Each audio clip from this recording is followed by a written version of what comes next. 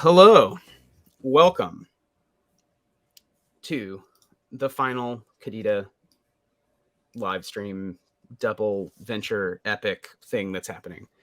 How are you doing, Ethan? Doing all right. Pretty woolly. I was up late watching horror movies last night, waiting for my uh, wife to come back from Spain. So now I'm very tired in a very strange place, which kind of feels perfect for the start of this venture. For the perfect start to this venture, indeed. The perfect, yeah.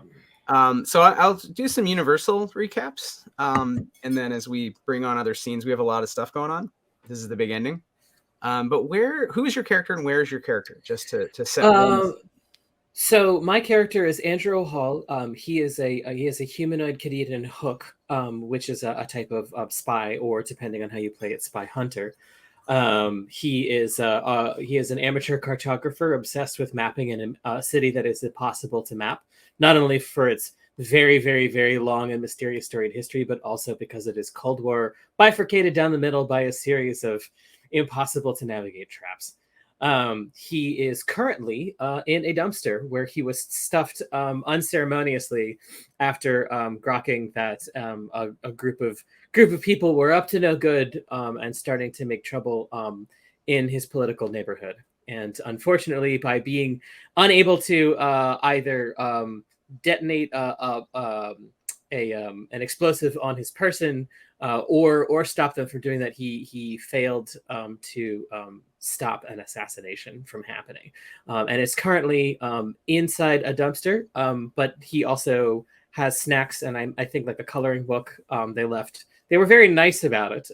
They left a bunch of things in it after they locked it shut and ran off and did their stuff. So he's currently in trench coated. I'm assuming eating some kind of like algae granola bar and trying to make contact with the outside world. That's great.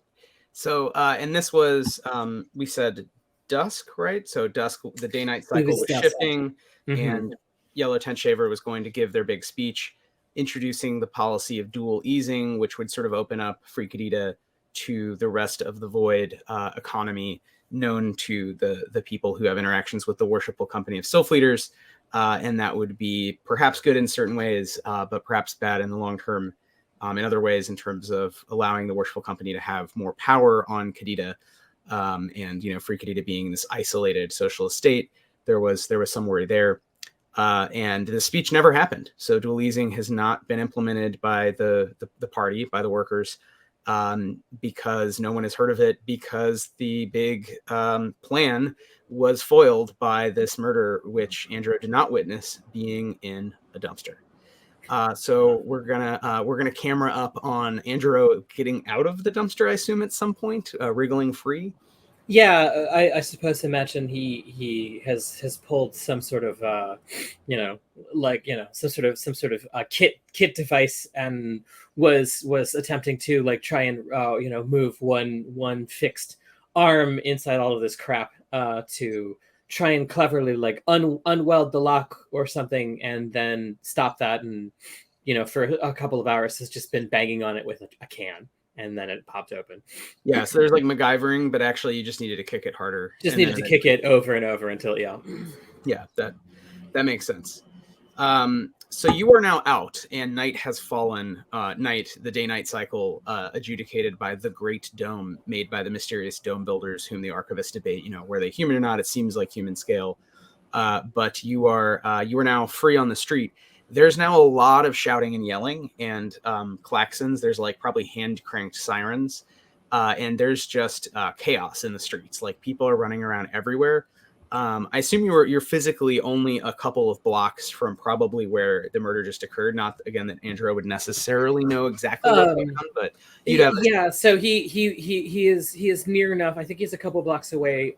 He isn't really sure at all what happened, because not only was he stuffed in a dumpster, but moments before that, the party that did so actively blocked the alleyway from his viewpoint to make sure that they could try and question him separately. And he was able to shout a warning to the political party, but that warning was for naught, because I don't know how words can potentially stop a very tall Wetten with the hell science. So it turns out that. I think it was. I think this was nanofluidics to be. Nanofluidics. There it is. Thank you. Our sci-fi. Yeah. So you. Yeah. I think right. The warning. I mean, it feels very much like many of these things in history. 100 million years earlier. You know, when there might have been a warning shouted a street away. You know, a gendarme turns their head, and then there's the brutal attack that isn't really as. You know, there's nothing elegant about what actually goes down there. There's a stun grenade that goes off, so it'd be a loud, muffled noise. You would have heard some shouting, and then very rapidly, you know, some running away and a lot more shouting. So you are now free, and you see this chaos around you. Are you sneaking? Do you think Angero is trying to not be seen? In which case, you need to make a move/sneak check. Yes, he is definitely sneaking. He is also Angero is like it's something well beyond fight or flight at this point. Everything he discovered right before all of this action happened has shaken him to his core. But at the very least, he still remembers his basic spy training. Right. Which is what? Run away, but do it sneakily. Run away, but do it. Yeah. So I got a 4. Great. So you are too preoccupied, maybe stiff in the leg, bumping around. The light levels have fallen, the noise level has risen. There are some, I imagine, and Ian could say this is not canonical in Qadida, but the Menchi, the fungal cats that are kind of the only pet-like organism that roams free. I imagine some of them are trained as kind of canine units. So they're these sort of like, I'm imagining like a ferret with like a kitten head, but kind of green-gray with a few extra legs, just kind of chasing legs around. And uncomfortably long legs, like uncannily long legs. Yeah, right, like an AI stretched leg kitten, just kind of skittering. They're skittering around after you. So you're trying to get away. You soon realize that there's a couple of you're not sure if they're gendarmes or what. They're in sort of Qadidan suits. There's just dull gray suits. And common among various kinds of management across Free Qadida. A couple of them are clearly trailing you wherever you're going. There's a human and a Waitan. So there's a Qadidan human who has, of course, you can see the little implant of many people here who have essentially rebreathers built in their chest to help with the smog from all the industrial pollution, because Qadida was, of course, originally settled by people related to the company because it was very, very rich in hydrocarbons in the upper level. And then the entire dense ball of the planet is osmium, this rare metal. And so, that's quite common to see these cybernetic enhancements. The Waitan looks perfectly average for a Qadidan Waitan. So a bit paler, a bit sort of violet shaded, sort of violet and gray striped. And they are clearly trying to more and more quickly, without, being noticeable themselves, get Angero and stop Angero. Right. So Angero is clearly stiff-legged from his time inside the dumpster. So is sort of like leering around. He's trying to get back into like full sneak mode. He hears this and he is he can guess what happened based on the sound. He every bone in his body wants to go. It's his job. It's his passion. He wants to go investigate it, but he really knows that at this point there's nothing to investigate. So he is trying to get away from the source of action. He sees people running, and he is moving in the opposite direction, trying to get to the least crowded area possible as he pulls out his level 1 comms, his normal comms, the one of the many bodies of the dual that he has been working with. Instead, what we've decided is a defrag mode, I think. Or so do you want to call Jeff into the stream, Ethan? I think it's I'd like to call a friend, maybe, because nobody's answering the walkie-talkie. In that case, Angero is there. Also, one of the dogs. You have one dog on you, so a sort of rabbit-sized, vaguely rabbit-shaped late Tefnian robot lights up. This one was being defragged very inconveniently for the last half hour or so. Jeff, one of your units is in the hands of Angero, who is about to be apprehended by a Qadidan human and a Waitan in the streets, and there is just chaos, klaxons. You probably hear gunshots and screaming all over. Do you wish to be free? Do you mean in the physical sense or the abstract? Hi, hey, yeah. So everything's really fucked right now. He's dead. He's dead. I think Yellow Tent Shaver's dead. They catch up to you. Yeah. The human introduces himself as Venush and says in Derv in the language of Free Qadida, which is basically exactly the same as Spin, but they're representing it as a different language because, it's free. Now, Can I set a trap? If you can do it as a free action, yes. Otherwise, okay. you're in conversation with this person who's got his hand on Angero's shoulder in a real overly friendly, hello, average citizen, kind of cop maneuver.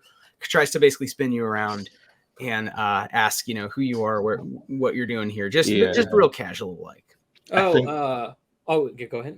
I think real quick, I'm going to say, use me as a distraction. It's like, evening, comrades. Sounds like there's a whole lot of commotion going on. And I hold up one of Doug. And so I was taking my architect rabbit out for a walk, and when all of this happened, right. You're he's just shaking Doug a little bit, like dancing him around, like hoping a light show happens. He's like also. What? I think they're ignoring Hall for the moment. They ask something that's a leading question that sounds almost like coded. I would say you both could roll reason checks if you want to figure out like what he's actually asking you. Okay. Sure. I'll do this in a D12 reason, so that should be pretty good. I got 5. I think, Andrew, you know something is up, but you don't know what. Dog, because you're also an H-code. These are Day Watch agents. These are part of the Honorable Company's elite spy organization on Qadida that basically exists to try to help manage cousin Free Qadida effectively from the shadows without, overly stepping on the sovereignty of the Thetans. And clearly, you also are an H-code, different branch, right? But these gents want to know essentially, they have some inkling that perhaps you all have something to do with the chaos going on, and they want to know sort of friend or foe. Like, are you on our side? Whose side are you on? The company has infiltrated Free Qadida. The Worshipful Company, you mean? Yeah. Oh, interesting. And you wouldn't know anything about that, would you? Yes. I just told you. I mean, but do you work for the Worshipful Company? Let me ask more directly. No. Venush turns to or looks up at Angero. And you, sir. He's with me. All right. Yeah, I'm with my comrade here. We were out. This seems do you know what's going on? This feels dangerous to be out right now. It feels like you should really come with us, and maybe we could have this talk somewhere more private. We do not have a lot of time. They are getting away. Who? The people who assassinated the leader of the party. Are you saying that to everybody, or are you whispering it to Angero? I just said it out loud. Oh boy. Oh crap. Yeah, that's exactly kind of what we figured you all could help us with, since it seems like you were right here, kind of at the epicenter of the action. So if you could just come with us, my colleague can escort you back. We have a nice room booked at a little hotel down the street. So Angero is he's like that sounds like a fantastic idea. I do, however, I need to, there's dozens more of my friend here. They need, to be plugged in properly, and I need to warn, the rest of my compatriots. They are going to be a huge asset to you. So I think I need to go back there. And he's like trying to make a case for it. I would like to try and charm them into just giving me like just 30 seconds. I'm gonna go roll in for the direction of Leighton is already grabbing with 4 arms at the dog in Angero's arms, and so just I'm gonna if he does grab me, I might like flash bang him. This can all happen at the same time. Angero, Andrew's gonna try and charm. I'm gonna try and charm him. And because I chose as my one of my passive powers, good cop. which means that I'm our bastard. So I am going to be getting a +3 on charm and persuade checks against any non-attacking target. And currently, I think being gang pressed on the shoulder is not technically being targeted or attacked. So right. So let's see. So that is a 7 + 3. So I got a 10 on that. Great. They got a 9. They got a 9. But you convince them to back off, and they basically don't apprehend you by force, but they both are standing there, and Venush makes it very clear and just says, listen, I work for, a branch of the government. It's very boring, bureaucratic, you understand. If you don't come with us, in fact, I don't care. We will have to arrest you for resisting and non-compliance, et cetera, et cetera. So, it's really your choice here, but oh, well, really just a few seconds, and then I just need to really. I mean, look, he's been defragging for half an hour now. He needs energy. The rest of him needs energy too. It's really like I would hate to come with you and then have one of the people that you need to question about this suddenly become inert like he has been for the past half hour. Sure. We'll just come with you to your flat. Perfect. That's excellent. Let's all go together. Then you're walking with the two disguised Daywatch agents who are. Actually, I have a question. Is it possible to pull rank on them? Be like, no, you work for us now. How would you do that? I think Dog produces a badge or something. It's a badge. And it's we are now, as part of the Honorable Co-Liberation Force, we are now in wartime, which means that I am in charge now as your senior officer. Yeah, I mean, I think roll charm, and I'm gonna say this is pretty difficult, but yeah, roll for it. Yeah. Would it be a contested roll? Okay, I'm gonna use 3 grit. I swear. Oh man, Angero, I don't think had time to rest in that. That's a 10. He's okay. Once again, yeah, that's a 4. You convince them, so I think it changes. The vibe changes from Venush and as yet unnamed Waiton believing that Dog is essentially a pet, like a late Tefnian, smart pet, to essentially saluting you in some spy way that's cash. Yeah. I change out my hat for a commissioner hat, a little tiny one. Yeah. Great. Well, then they were going to take you to a Daywatch facility. However, they ask, I guess, Dog, what command, whatever rank you are in the Honorable Company, what your instructions are, given that it is true that you're essentially now in wartime. I mean, this is definitely a special operation period. We are looking for a Fex, a Waiton, and I don't remember if we had intel on that last one. Okay, effects and a Waiton. I guess going with and a Gelasti. And a Gelasti. All right, are we going with you? That's very specific. That should be pretty easy to find, right? I mean, how many effects you would think, you would think, yes, but they somehow ran past everyone and then killed the party leader. So, it should be easy to find. I'm saying it should be easy to find, and somehow it wasn't. Nothing to do. They must be pretty good at tradecraft. Damn. All right. So with that, I think we're going to cut to somewhere else. But where are you all headed? Angero, I don't know. Angero at this point, I think is putting Dog down and says, "Go warn." Oh wait, put me on your head. I'll put you on your head and say, I think. No, on your head. Oh, like this. Yeah. I'm the commanding officer now. Oh yeah, you've got to be highest ranking. So you're now. I was gonna wear you like an epaulet, but that. So then in that case, looking up and saying warn the rest of you and the rest of the party. Everybody's been compromised. No group is to be trusted at all. He's like, everybody.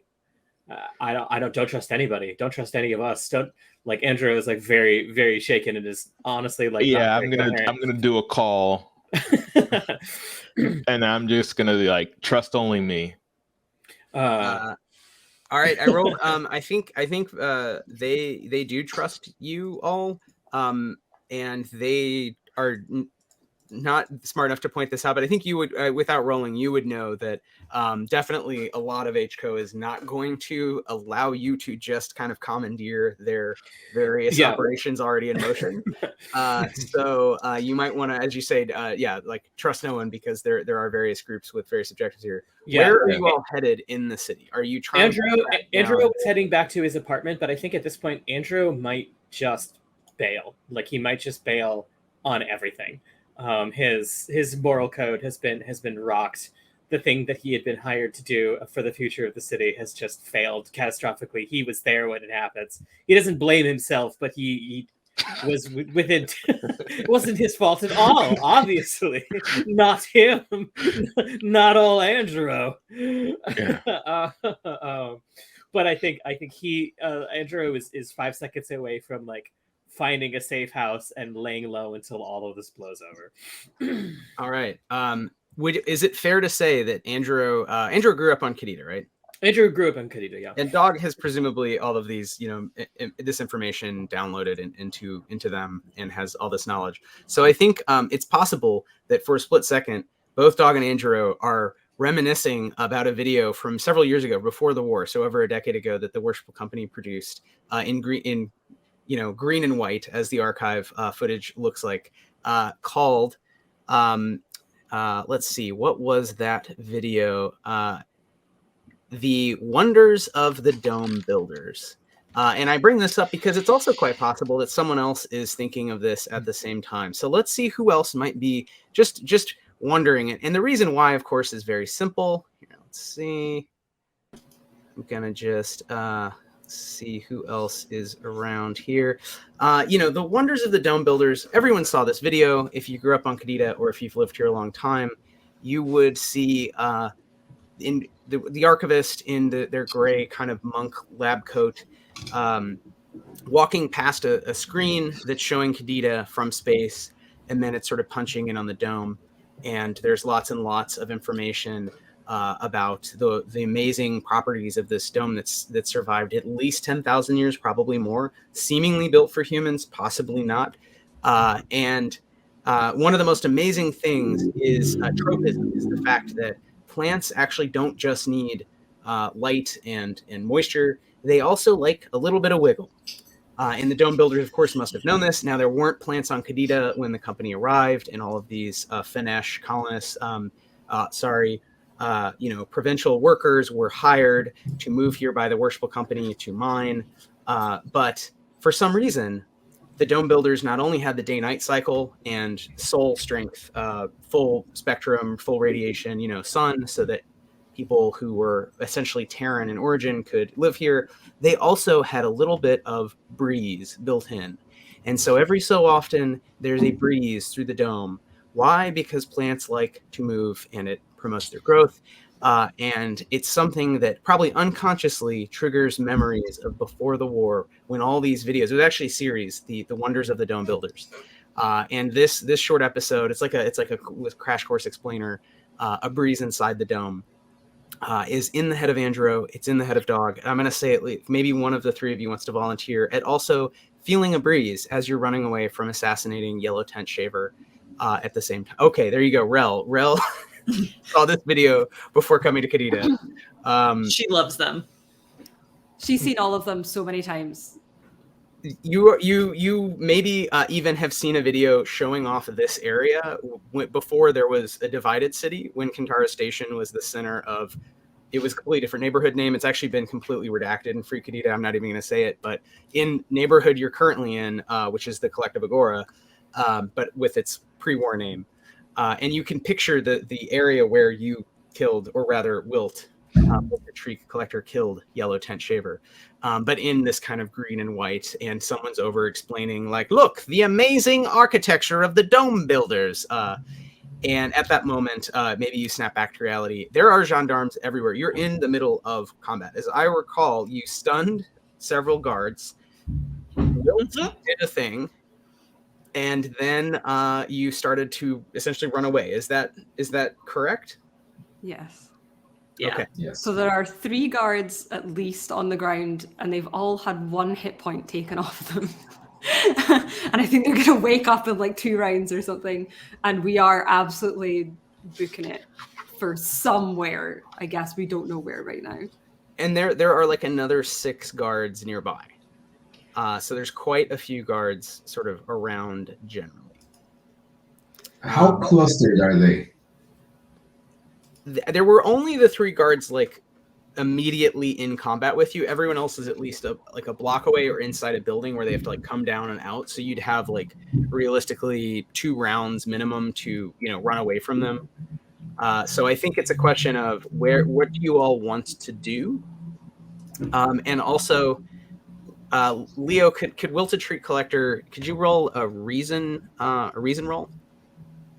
Yes, I am not very good at those. You are suddenly you're not feeling so hot, and it's not. He's not a very reasonable guy. I do not understand. The snipping of the extremities has always brought me such joy and vitality. Oh no! I rolled a 1. Oh no! Oh, that's perfect. That's 1 is absolutely the correct roll there. You then do know what's happening, but you interpret it in exactly the wrong way. You have been poisoned by something. You were covered in Yellow Tent Shaver's blood. Without being overly graphic, there was no way to dismember Yellow Tent Shaver without, when their exoskeleton was pierced, obviously the fluids could no longer, you know, transport oxygen and whatnot efficiently, and they just, you know, shot out into the air of the dome. The pseudogravity caused by being such a dense little ball being very, very similar to being, you know, on a big rock. You know, that stuff falls. It falls on you. You're covered in this blood. The blood was poisoned itself. You don't know how. You don't know anything about it other than you can feel already this horrible sickness. Like you feel your body fighting itself, and you're kind of like losing control. However, you believe this is just going to make you stronger and healthier and better, and that your nanites are going to somehow metabolize the poison, and you're doing great. I have a question. Was this rule pertaining to Wythe biology because the blood of another Wythe entering contact with me doesn't feel right? I think you Wilt believe whatever you want. So you can imagine the most complex explanation, which I like the GM can tell you is probably not the case, but you know, you've been poisoned by contact with just someone who was really, really poisoned, and essentially covering yourself in their blood, and you've had enough contact through whatever, you know, I assume you couldn't use your nanites as a weapon while wearing an exosuit that was hermetically sealed. So there's been some kind of contact. Yeah. The question is, if I think this is about biology, I could have rolled that with advantage because I used to be a carrier merchant. Oh, okay. You could roll again if you. I mean, this is a real cognitive dissonance, like philosophical GMing question. Is like I do not understand. The blood of a fellow Wythe does not make me feel such a way. Still garbage. Great. Yeah, I mean, I think it would make sense that even if part of you did know what was going on, there's another. It seems like you tell me, would Wilt have a part of them that's like, fuck it, this is great. You know what I mean? And just leans into. I think I know how to spin it. Yeah. The politician's blood has been enhanced. I may acquire his qualities by metabolizing his fluids. What do we perceive about do we see any kind of, or is it just like him saying that, or do we see any Leo, kind of visible... I mean, you're about to be arrested by like an entire, like you could imagine, you know, the entire like army of a city is coming after you. But yeah, up to Leo whether Wilt is moving or just standing there looking at their 4 hands, like freaking out. You see Bugman Slenderman glitching the hell out. Like the nanites are pixelating the air around me like I'm in a PlayStation 1 game. All triangles. Everything's a triangle. And we're both small, so our like largest party member is now stationary. I can cleave a path for us. Well, So that brings up to the natural question: what are you all doing? This is in real time. You snap back out of your reveries of a split second, and you are in combat. What are you doing? We gotta get out. This is bad. The Anybody? mechanism Any of ideas? getting out. Any contacts? I We have to a get waiting out of friend. combat first, and I think I am going to try to. I will pick one of the lanes, and I'm going to unalive whoever's in front of us in that lane, so that we can get out of combat. Otherwise, nothing works. Okay. Well, I think these are happening at once. So the conversation about where to go, and then so it sounds like you're picking a direction, and then Wilt is just like barreling in that direction. Yeah. What is the direction Terri is recommending?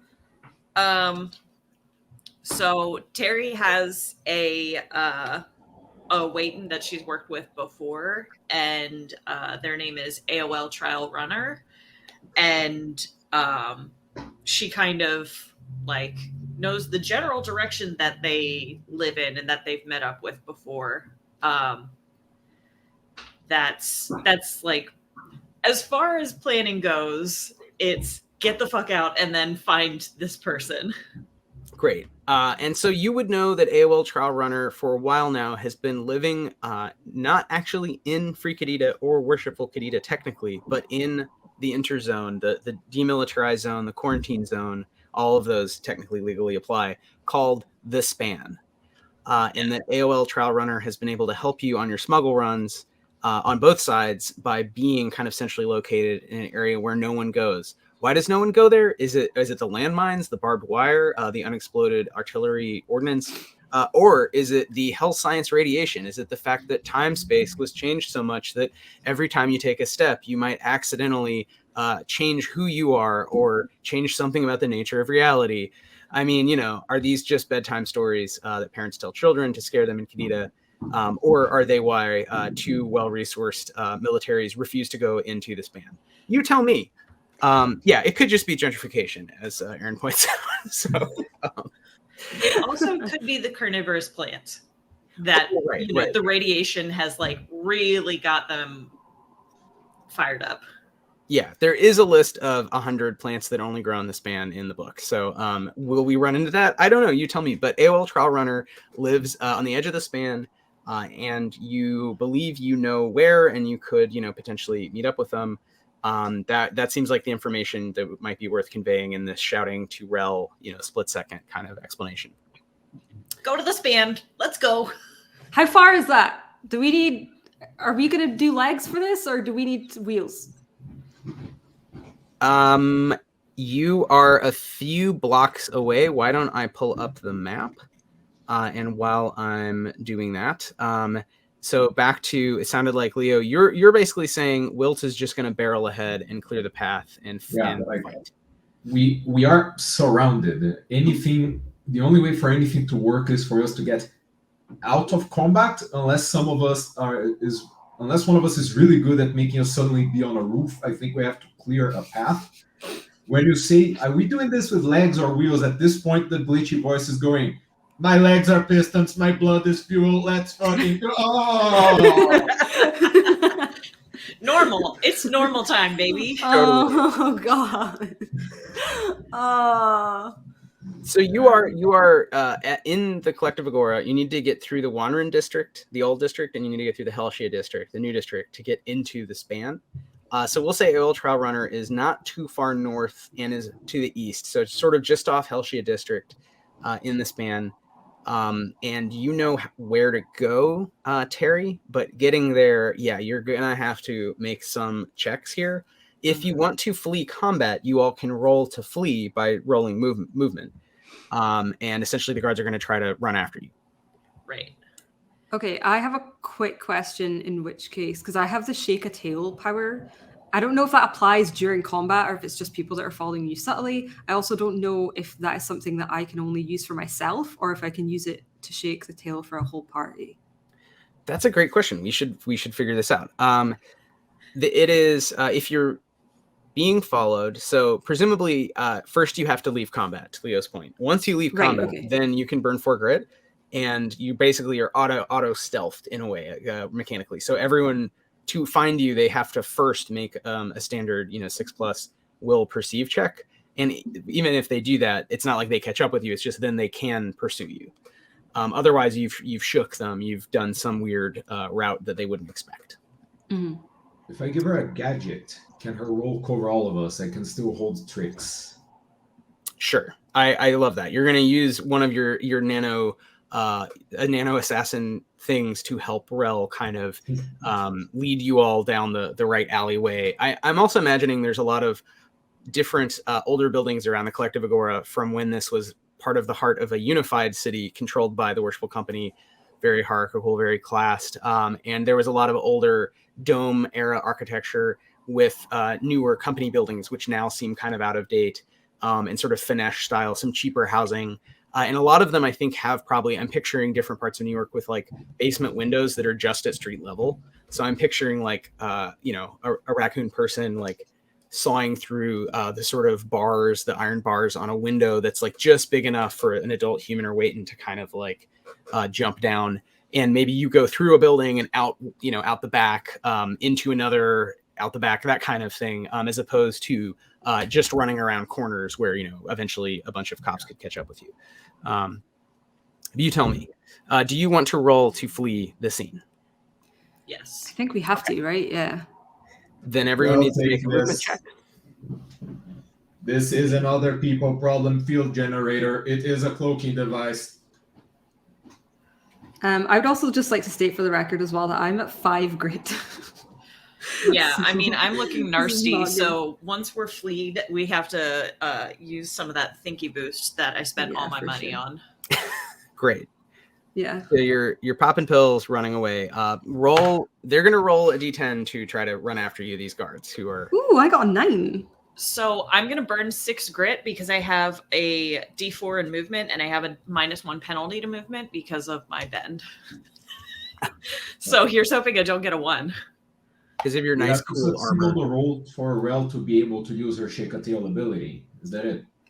This is just to run away from the fight. To and get then out of you shake a combat, tail and or then something. we can shake a tail. Yeah. Okay, Right. I have just tossed the other people problem generator to you, and I'm going to roll as well. I got a 1. What did you get, Terri? No. I did the thing. Oh. All right, so we I, got on a the other 1, hand, somehow got an Burn 11. with 3 grit. 11, Yeah. and 9. Leo? 9. Okay, great.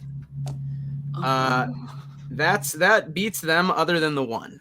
So I will say, if you want, Rel and Wilt can run away again. Wilt, you are feeling physically horrible, but somehow psychically you've leaned into that to like, I'm discovering my true form. Terri, you are caught. The 3 gendarmes who are concussed get up, stumble after you. You're stumbling after Rel and Wilt. And the Gelasti in the armor, in the virus suit, is just you're a merchant at the end of the day, right? You're a people person, and these are guards trained to protect, an elected leader. They're pretty buff. They reach you more or less immediately, and you are tackled to the ground. Rachael, Leo, do you all want to keep running and get to where AOL Trial Runner is? To be clear, is that fair to say, Kelly? Did Terri communicate that? Yeah. I would like to stop and turn around and yell to Wilt, hey, if she's unconscious, can you carry her? And I want to pull out some grenades.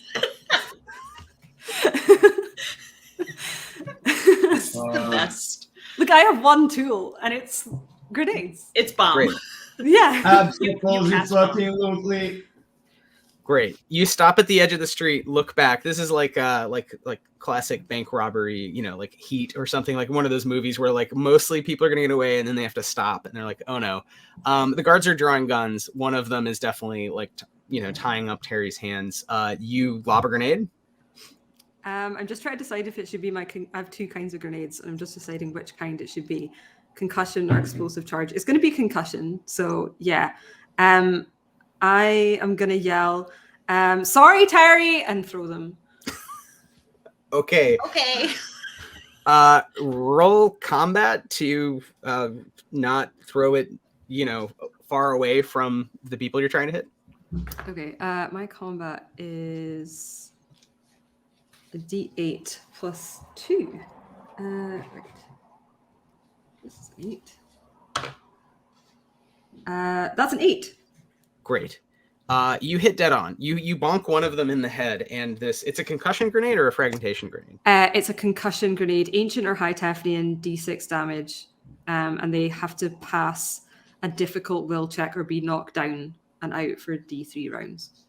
Great. Then everyone is knocked out for 3 rounds, again, basically, but this time including your friend Terri, the scrubber.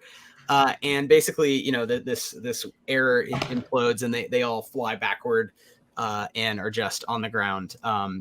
Probably a stray, bullet goes off as the one who's aiming at you shoots backward.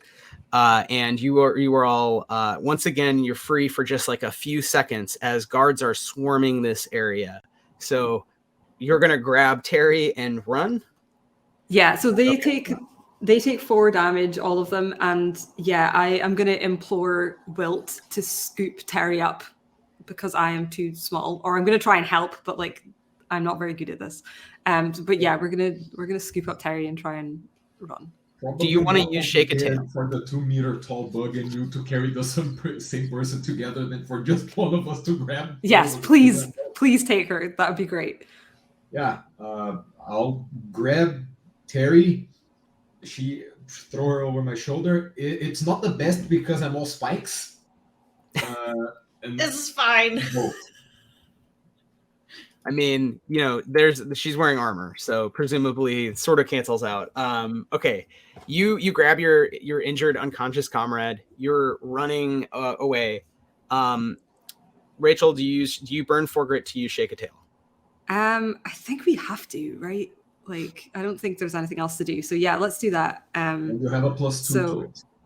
I am down to 1 grit. Okay.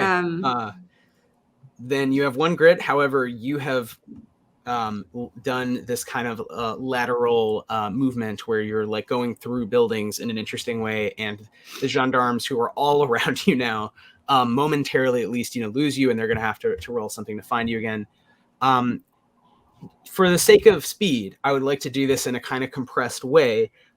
Generally, what is your goal? Is your goal to just get to AOL Trial Runner, and are you trying to do that in the sneakiest way possible, or are you doing some unpredictable, one might say, player in a role-playing game type thing? And if so, what is that? So I know. I don't have anything in mind other than just like getting the hell out of Dodge. Like, if that means crossing the span, then that's what we'll do. I think Rel is just kind of in shock and operating just on survival instincts at the moment. I don't know about anyone else. Yeah, I mean, unconsciously, that sounds great. As an unconscious person, sure. And I think Aaron and I have established that I have a beeper or a pager to contact AOL Trial Runner. It is a disc that has like rainbow effects on it, and you just press the center. That shouldn't be a button, but we're making it a button. Cool. We love that. Then in that case, and Wilt is feeling really bad, by the way. So you're holding the Gelasti. You might in your head feel heroic, but in your body, it feels like your joints are like malfunctioning and you're like kind of falling apart from the inside. Not again to be overly graphic, but it doesn't feel great. But you rolled that 1, so I guess Leo, you choose how you want to interpret. If you want to re-roll, just tell me. I'm going to use a roll that Ian has a draft of in Qadida in the book. So if you get the book, you can check this out. We'll keep working on this. But I rolled for some escape counters, and they also have to find you, and they do have some smart folks. So yeah, I'm just going to go straight. You have 4 escape counters, and you basically right now are free. They are looking for you. So I'm going to reverse it a little bit. Instead of an active chase, I'm going to say you have to burn escape counters to do anything other than just run away and hide. So right now you are free to go, and you're going to have to move through a good bit of the city and enter the span. And so keep that in mind that each time you do something, essentially, you're going to need to use one of those escape counters. Are we cool to see what the Free Qadida group is doing? Sounds like a plan. Yeah. Okay. So if you recall that video of the Wonders of the Dome Builders series, A Breeze Inside the Dome, we suddenly imagine that there's at least a couple of other folks who saw that. Almost certainly a child who is perhaps not a child. Hey, kid, wake up. Oh, shit. Oh, why are you waking me up? How long have I been sleeping? Did I regain grit? How long have I been sleeping? Sorry. They killed YTS in an alleyway. Oh, wait, in an alleyway. Yeah. Like, how? How did they kill YTS? They killed YTS? YTS is dead? Now? They like ripped them apart. Wait. They ripped them apart. Yeah. What time is it? Did they give the speech? How long did I sleep? No, they did not know. They didn't give the speech? As soon as we left. Shit. Are we fired? Not Are we fired? Not if I have anything to do about it. Okay, we got to get unfired because I don't want to go back to prison. We got to get these guys. Yeah. So where are you right now?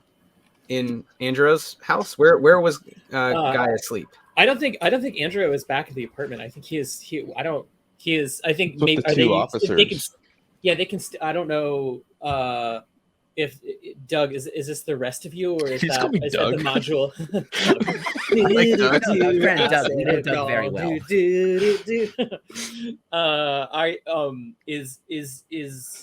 Is this all of you, or is it the module that fled from Andrew?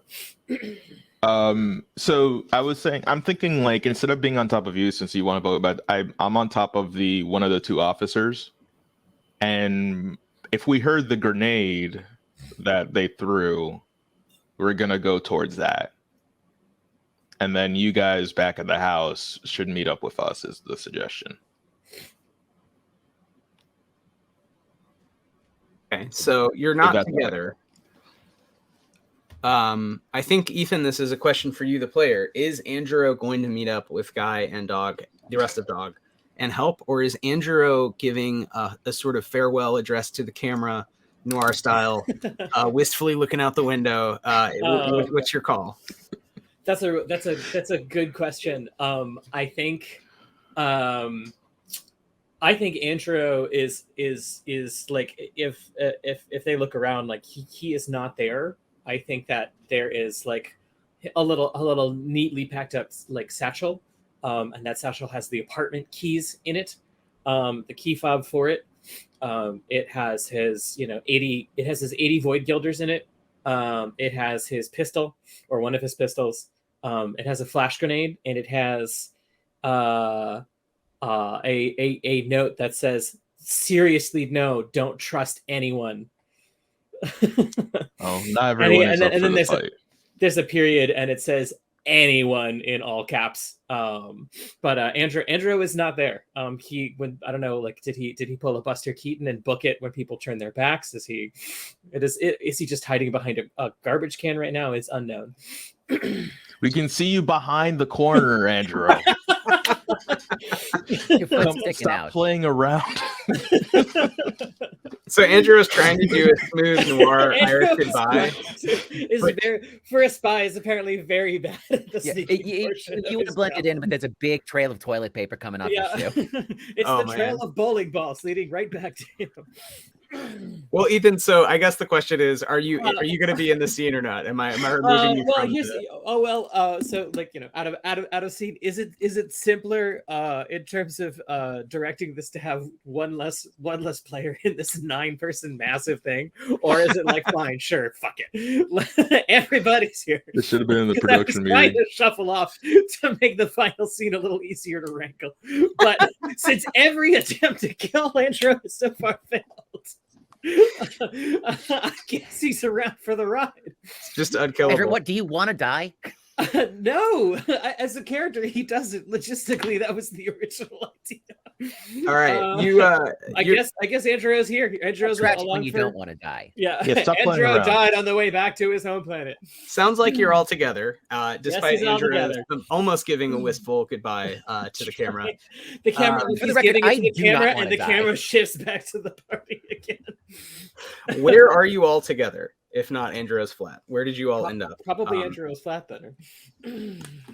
Well, Okay. I think the two cops Like, were we able to hear the grenade go off from the blocks away? I guess is a real great question. Yeah, I think you definitely hear you're hearing shouting and some maybe stray shooting, and then you hear the concussion grenade, and then actually it's weirdly quiet for a moment, almost Guy as if looks like at 100 Dog after cops the silent lost moment them. and says, "Was that you?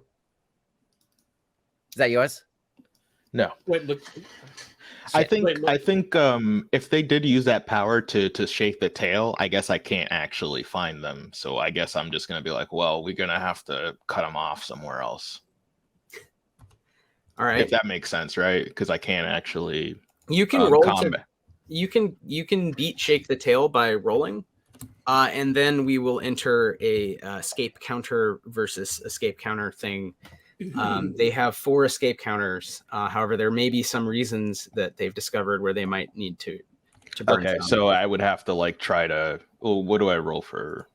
Is it will? You need to roll will to perceive to figure out. So you definitely hear a muffled concussion grenade go off a couple blocks away. If I know what a you and grenade Andrew sounds like, are leaving. presumably. Yeah, you're a demolitions expert, right? So that would make sense. I think I know what a grenade sounds like also. Just 'cause Yeah, it you're a sounds child. Yeah, I think you know what every Oh no, Guy knows what a grenade death- sounds like. like, oh no, it's an N97 like concussion. Being a gun Yeah. guy, but specifically just for grenades. Yeah. Grenades, yeah. I'll just roll a will check, and then I'll just say, Angero, get back to the apartment. Me and these two will go avenge YTS. For now, Great. we'll keep you posted. I'm just gonna roll the 1d8. I mean, rolled for a me, it's less 4. about vengeance and more about employment status. Yeah. So definitely still like, you know, before intro was like, it's like, yep. You know, looks at everybody and like takes a hard look at the party and everything, and he's like, is he going to apply the trust no one to everyone at this point? What are the rules of trust no one? He's never been a trust no one kind of person. He looks at everybody at the party, looks at this obviously not child, and then look, and it's sort of like, you know what? Nah, whatever. I guess since I failed, I think I guess I'll just like we're gonna have to cut them off somewhere. We're gonna have to figure out how they get out of because they have to get out of Free Qadida, right? Yeah, And so there's a limited amount of places they can do that. you know they're nearby, and you know that they couldn't. There's no way. Like the Kintara station is extremely well guarded by both sides, and there's almost, it seems impossible that they would be able to get back on the tram given the number of different checkpoints and frankly like mind scanning going on when you enter the station. So you would think that they are nearby and not going the sort of obvious route. Shake a tail, the way it works is you failed once, you can roll one more time, and if you fail that, then you really have no leads. But if you make that one, then you can be in a chase. Again, they will be ahead of you, and they have some escape counters. So that we'll do 2 different dynamics. One is you don't know. This one is a harder difficulty though because you failed the first one, so it is a 7+ check. All right, I'll spend 3 more grit. I might be the one with the most grit other than Angero, actually. Andrew lost a lot of grit, so you definitely. Oh yeah, I have 15 left. I think that makes me a superhuman because everyone else has 1. Hey, I have 2 whole grit. You've been awake for days, running around doing, totally normal stuff, just shaking I had hands. 8. Sorry, just realizing this. I did not sleep enough to regain grit, right? I don't think that much time has passed, right? I mean, Right. you tell me. No, I like not having grit. It's funny. Okay. Sorry, Ben. Dog believes you have a lead, so you could describe this however you want with your distributed multi-body.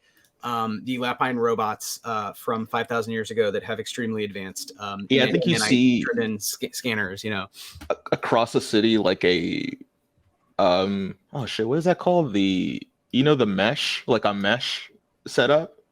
Oh, like a mesh network. Yeah, different, and they're like, I think we got him. I think we got him. I think we got him. I think we got him. I like how they all have different voices. They all have slightly different, yeah. That's fantastic. Yeah. So they'd make an awesome barbershop quartet. All right, so you know which direction they're headed, but again, they have a lead on you, so mechanically, they can burn 4 escape counters to try to get away from you. but you can also try to And I catch up. have 2 cops on me, like with me. You have the you have 2 fellow HCO agents who you've deputized. However, that is They are really skeptical of it. Yeah, they're skeptical, and there are many other people around you who definitely just want to apprehend you. You look extremely suspicious, the lot of you. What's your plan? Question. Would I need to roll to deduce that someone had been poisoned? If I somehow had inside information about YTS having been poisoned for some reason. Mm-hmm. If I knew about that for any reason. Did you hear about how YTS died? They told me that YTS was exploded. Yes. Sure. I said ripped apart. I didn't say exploded. Hang on. Okay. Totally different. Yeah. Absolutely Logistics are different. Yeah. I think Guy is just going to, as we're, I assume, like walking, talking, like, where are the cops? Where are the cops? Wait a minute. If they're going to, are they going to Kentar Station? Is that where we're headed? What was the direction I deduced? I mean, they're going back toward Worshipful Qadida. I mean, I think that's all you know now. They're going east. Yeah. Or west. One of those 2. West, yeah, for the dome.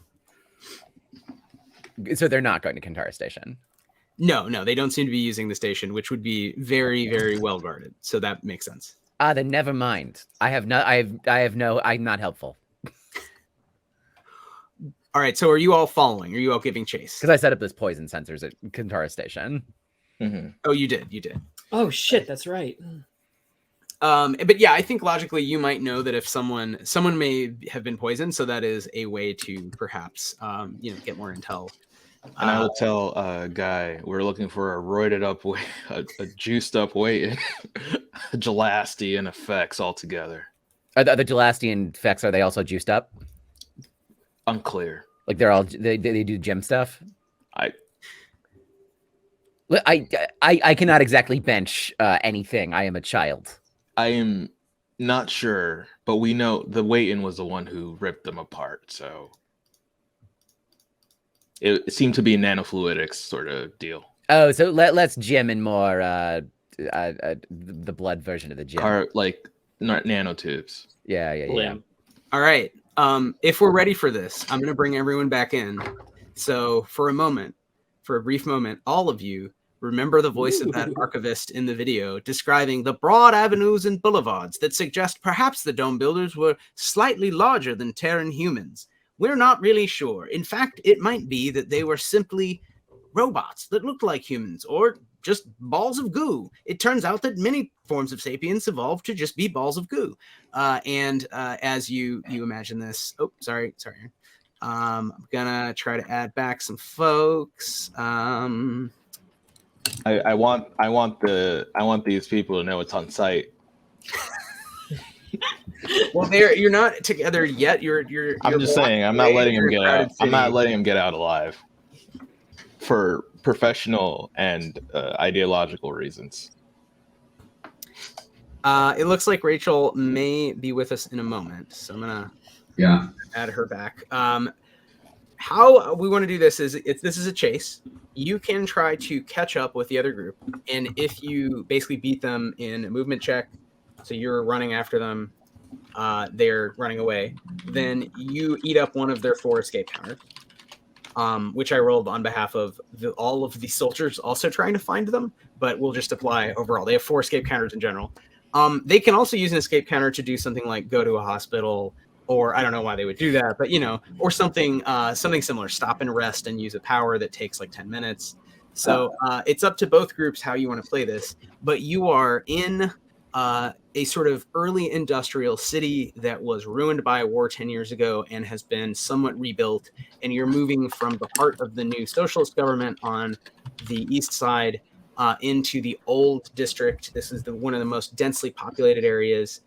Sort of probably along the tram, maybe a little north, and then eventually into Helshia district, the new sort of Potemkin district that's full of beautiful, sort of like quasi skyscrapers. So I'm picturing like buildings built, maybe, I don't know. You can use your imagination, right? But maybe London 200 years ago, all the way to some shinier buildings today, but not quite that big, right? So none of these are like 80 stories tall. And then eventually you're looking at a huge wall covered in razor wire with just lots of signs and derv, no admittance. Looks like Rachael is back now. Excellent. So we're going to admit Rachael. And now we're in the chase segment of the show. So, Worshipful Qadida group. We should have had you name your teams like cool mercenary group names. I don't know. Yeah, gray team and gray team. That's right. Yeah. The two, one with an E. That was a good name, Jeff. Yeah. We're the one with the E, right? Gotta be the E. Yeah, for So equity. E is closer to white because white has an E in it. Gray with an A is closer to black because it has the A in it. So does black. So it's Good like night, spy everyone. versus Yeah, that spy. makes sense. I was saying that E stands for equity. And Something A like stands for Ferber. atrocity because you worshipful dogs will never get away with this. Said by a dog. I look Yeah. forward to the resentment from this game bleeding into any other game that any of us play together. Right. Yeah. It's We're like like, nope. recover from this. I leave the the airlock airport locked. novel of this is A is for atrocity. Yeah. A is for Dogs. atrocities. Pretty good. Yeah. A is for On atrocities. the next installment of the ABCs of Death, A is for atrocity. Yeah. So seriously, venture. So in the interest of time, Leo, Rachael, Kelly, where are you all? What do you want to do? Do you want to just keep running, or do you want to stop and use one of those escape counters to do something other than basically follow Rel through the urban jungle of small, concrete buildings? Basically. I feel like by this point I should be able to see that something is up with Wilt, right? Like, I am, like I there's am a no weird longer vibe. in Slenderman mode, and I'm starting to slow down. Oh no. The blood is treacherous. It burns inside my tubules. Oh no. It hurts. It hurts. Oh, he I'm doesn't just do gonna- this ever. I was going to say Terry's awake now. I'm going to just remove Terry from Wilt's arms as this is I happening. don't think I can be helped by a hospital here because I just snipped the president. So Yeah, probably not. Yeah, so I was going to ask, would my marsh medicine or Terry's saliva be enough to help this situation, or do we genuinely need like a medical professional here? Is he Do starting we to have an idea melt? of that? Yeah, I think the Wilt- mechanics of the poison is this: I'm going to start taking damage over time, or after a counter reaches a certain point, I'm gonna flop over dead. So this was meant to be. This was a extremely lethal, like instant kill, VX gas kind of thing that was diluted so that one adult Waiton would die a few hours later as their body metabolized it. You basically took almost the full dose by being covered in almost all their blood. You now will also die soon, except that the nanites are maybe militating against that, maybe making it worse. So you are, I think some of the chitin is just becoming like foam or dust. He also did a as lot of. nanites try to He also did a defeat. lot of physical activity.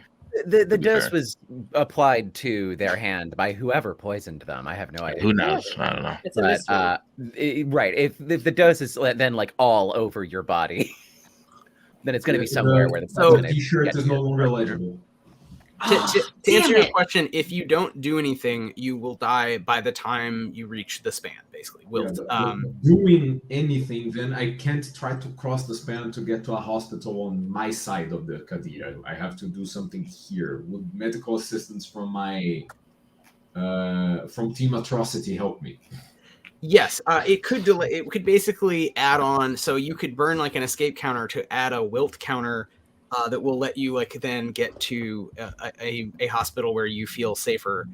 There is a big hospital not that far. So if AWOL Trial Runner is somewhere around the P and span, the Battered Shield Lazaretto is the big public hospital on the Worshipful Qadida side. Granted, Worshipful Qadida agents at least, and probably some Free Qadida spies would probably be able to find you, but at least that would be a big hospital run by the company. Mm. Would you guys be fine with me staying behind to catch up with the people who are chasing us? My guy doesn't enjoy being alive that much. He enjoys what he does. And that point would be a very funny point for the poison destroying me to make me access some memories from before the blood. I mean, up to you. If you want to stay back and like just explode as many people as possible. Yeah. I don't like the sound of that. Yeah, like the idea is I punch people to vamp grit off of them. I turn grit into health inside of me. I keep punching as many people as I can. Yeah, I mean, we're going to suggest like intermittent medical help, but if Wilt is like, no man, I'm going back or I'm staying, then that's up to him. Yeah. All right. So what I'm hearing, Wilt exits the chase, but Rel and Terri are going to keep going and not burn escape counter, but are just going to keep running. Yeah. Can I contribute one escape counter to them by trying to intercept the people who are chasing us? That's the plan. Like, yeah. Oh, I think if you Awesome. intercept all of them at once, they are unable to just keep chasing until at least they deal with you, right? So that makes sense. right. Can I And give don't Wilt? die when my health is 0. I die when my grit is 0. So I'm gonna be up for a bit. Can I give Wilt one of my explosive charges to take? Sure. I mean, I imagine you're rushing, like maybe you burst comically out of like a closet inside someone, like a family house, and they're all confused. They're all like eating lunch or whatever. Not lunch, it's midnight. They're all eating a midnight snack, and as you're jumping out the window, you're like, "Here, Will, have this," and you now have given each other whatever you wanted. Free Qadida team. So I guess, Leo, Wilt is setting up some kind of trap, right? You're going to stop and like get a good position. What's happening is that I am no longer talking to my team members. I'm talking to the people in my memories. I'm dancing and my skin is glinting. It looks like I'm in a dance club in Little Wetana. I'm holding the explosive. Oh, you're like at Bergheim. something else, and I almost move it like I'm going to drink it. I'm having a terrific time, and I use names of people you don't know. Are they and then names of your something victims? snaps back, and I'm like, I am too vain to live debilitated. This is my spot. I will snip, snip, snip, snip, snip, and I just take off with the explosives. That's terrifying. All right, great. Free Qadida team. Are you chasing the other team? Dude, can they see what's happening? Like, can they see this transformation or? No. I mean, well, I guess. Assuming you are chasing the other team, you would just come upon Wilt first. There's like no way we cannot hear him doing like techno music, right? Like, Plus, I'm assuming everything Wilt the Tree Collector just said, like that was all him saying that out loud. Like, right, Wilt is doing mouth techno. Is that what I'm to believe? Yeah. Okay. You guys are hearing and exposition from the soundtrack. Well, couldn't it be like, you know how like crickets or like mantis can make the sound? Is it like you're making like you're moving yourself and making techno sounds with your like Regulating, and the pixelated cloud of nanites around me is pulsing with the beats. And just going... That's so terrifying. The parts of you that are sloughing off have like a cool 3D effect. But it's like literally really any passerby that I find between me and the people chasing, I'm gonna punch the hell out of them. Wow. Okay. Well, there's a confused family yelling at you from their balcony. You're now below, and they're very angry. You just like broke their closet door and their window. And there's like a raccoon and a salamander running away in the night. And they're yelling at them, and it looks like also a small mob of rabbit-like robots, clearly of late Tefnian design, a human child cursing loudly, and an aging human, squatty. They are all walking up to you. And yeah, I think at this point you would see Wilted Street Collector. It's dark. There's sort of street lamps out. There are cops everywhere, but you are now in the Wandering District because Rel led everyone away. So all of the sort of attention is around Kintaris and the body of YTS. There are, of course, investigators fanning out through Free Qadida, including surely some Hell scientists, many perhaps borrowed from the Federation of Unhuman Kingdoms diplomats here, their embassy. and eventually you might be found by them. But for now, it is some average workers looking out the window, confused, wondering what all the fuss is about, and one freaking out waiting. I think You I'm should going. not have done that Seven Swan song. You will regret this. Swan song, swan dive. That amazing, as sung by Dua Lipa in the hit movie Alita: Battle Angel. Dua Lipa.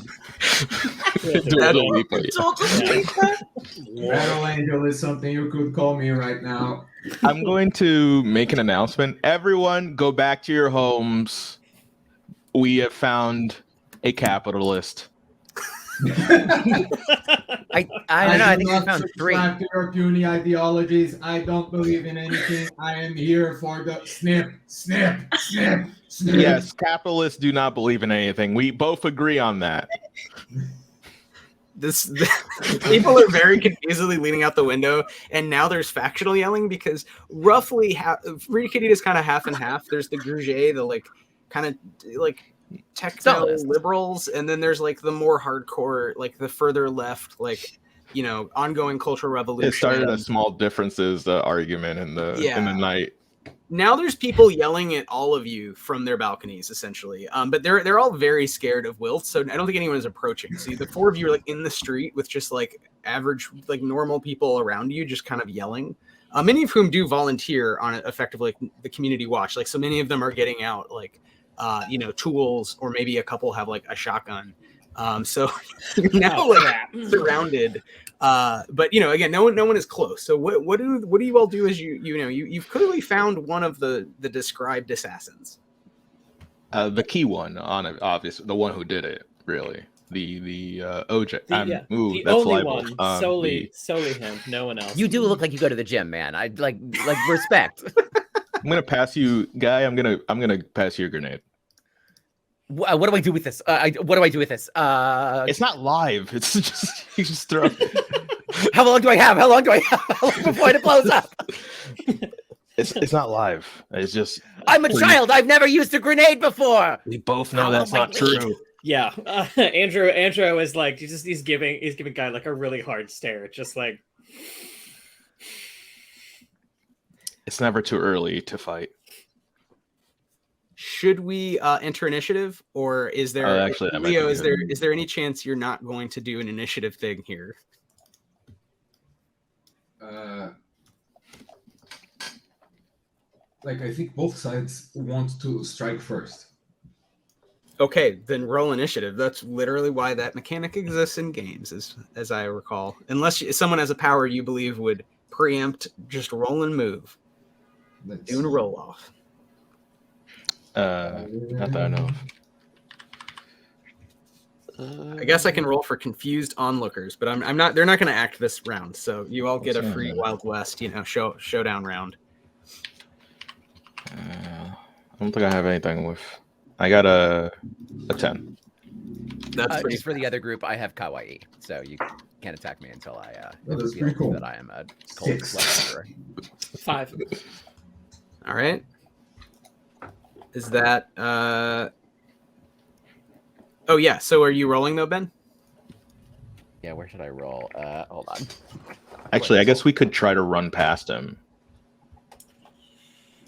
Because we know that they have more. It's up to you. I mean, this is, again, I think, a good use of initiative, because if you try to run past him and he tries to stop you, there you go. Ben, what'd you get? 7? Great. Dog, you go first.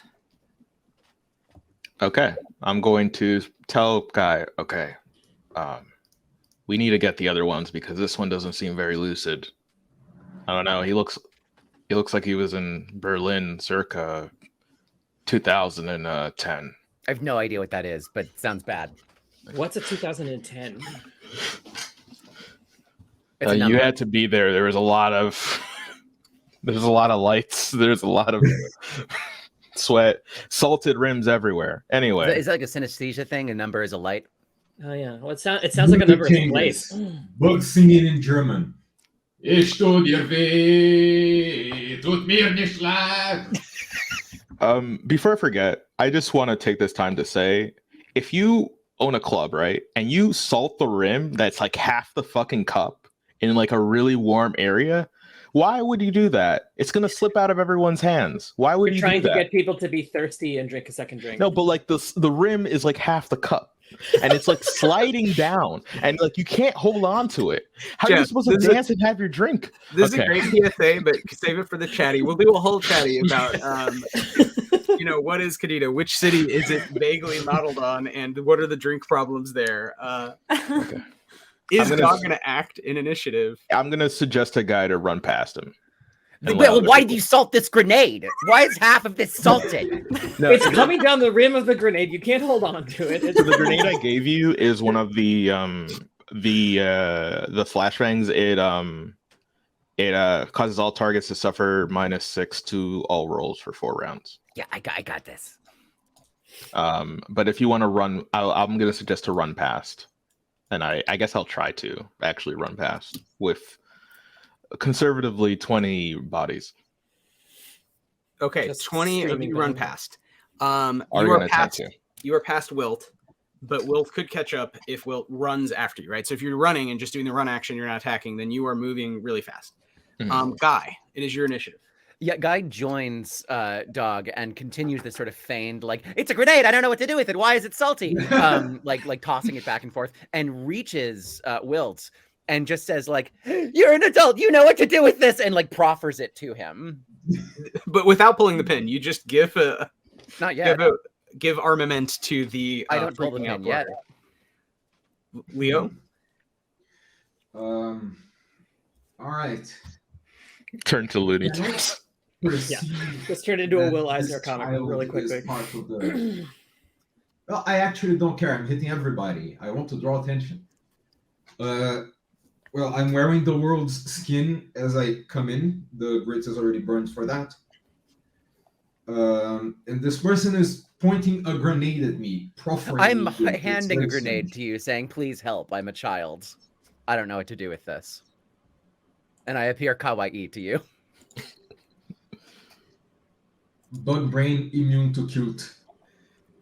Oh, yeah, but it is a power, so you actually can't attack sorry. Guy. You could attack someone nearby, and you could be mad at Guy. One of the 20 robots that attempted to run past you. Yeah, there are 20 robots running past you, so you could run after them and attack them. Oh, guys. Do I roll anything? It is all their birthday. If you were trying to attack Dog, then you need to roll move to catch up, and then assuming you catch up, then you roll combat to attack.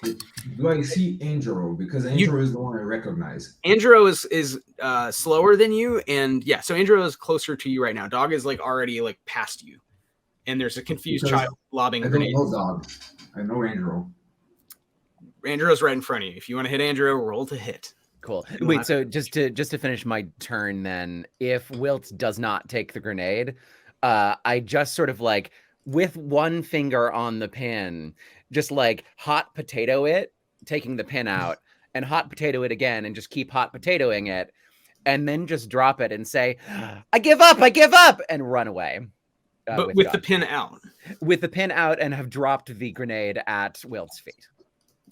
Great. So that it'll go off near where you and Wilt are on initiative 6. But yes, it'll go off on initiative 3, I guess. So Angero, it's your Wilt is your initiative. Are you attacking Angero? There's a grenade on the ground. Can I kick the grenade at Angero? Sure. I think is the grenade behind him, or I guess a soccer kick would be fine. It's at his feet. Got it. I left it with him. Yup. Roll combat to try to kick a grenade, a live grenade at someone else in such a way as to, not be harmed yourself and harm them, right? My combat is 10. And Ethan, you're gonna roll to dodge because I assume you see a grenade coming near you and don't want to blow up. Oh yeah, no. Well, he's on the fence after everything that's happened today. But yeah, no, I think it shakes it off and it's like, yep, we're gonna keep on keeping on. You're doing great. The dog in your ear says. The dog is. You're doing great, champ. Yeah, let's see. So let's see. Movement. I'm gonna burn 3 grit. So Leo, what did you get to attack? I got a 10. Okay. And I'm rolling move, right? Yeah. Yeah. 7. Then what's the damage on that grenade? It doesn't do any damage. It does a -6 for 4 rounds.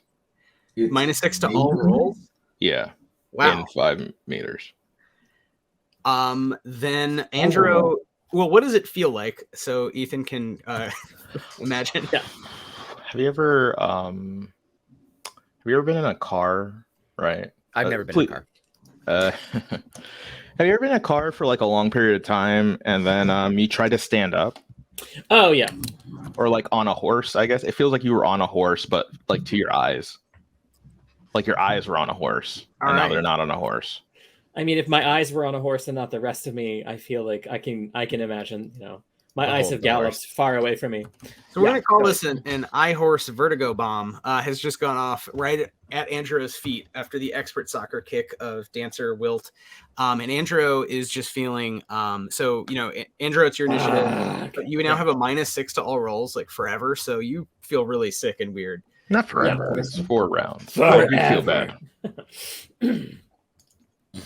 I feel some type of way about this, but Dog, it's going to be your initiative next. Just a real quick cutaway. Are Rel and Terri just booking? You are nowhere near here. You're blocks away at this point. I feel like we're appreciating this gift that Wilt gave us. Yeah, I think I'm horrified, but still just like running kind of in shock and trying to, take Terri along. But you weren't horrified when Wilt like ripped that person in half? Yeah. Oh yeah. Also, yeah, we can be horrified twice. Okay. Double the horrification. Great. I think Dog. everybody who saw me has to beat a will resist worlds check or be intimidated because I'm wearing. Yeah, and I didn't. I think I failed that last time. I failed that automatically.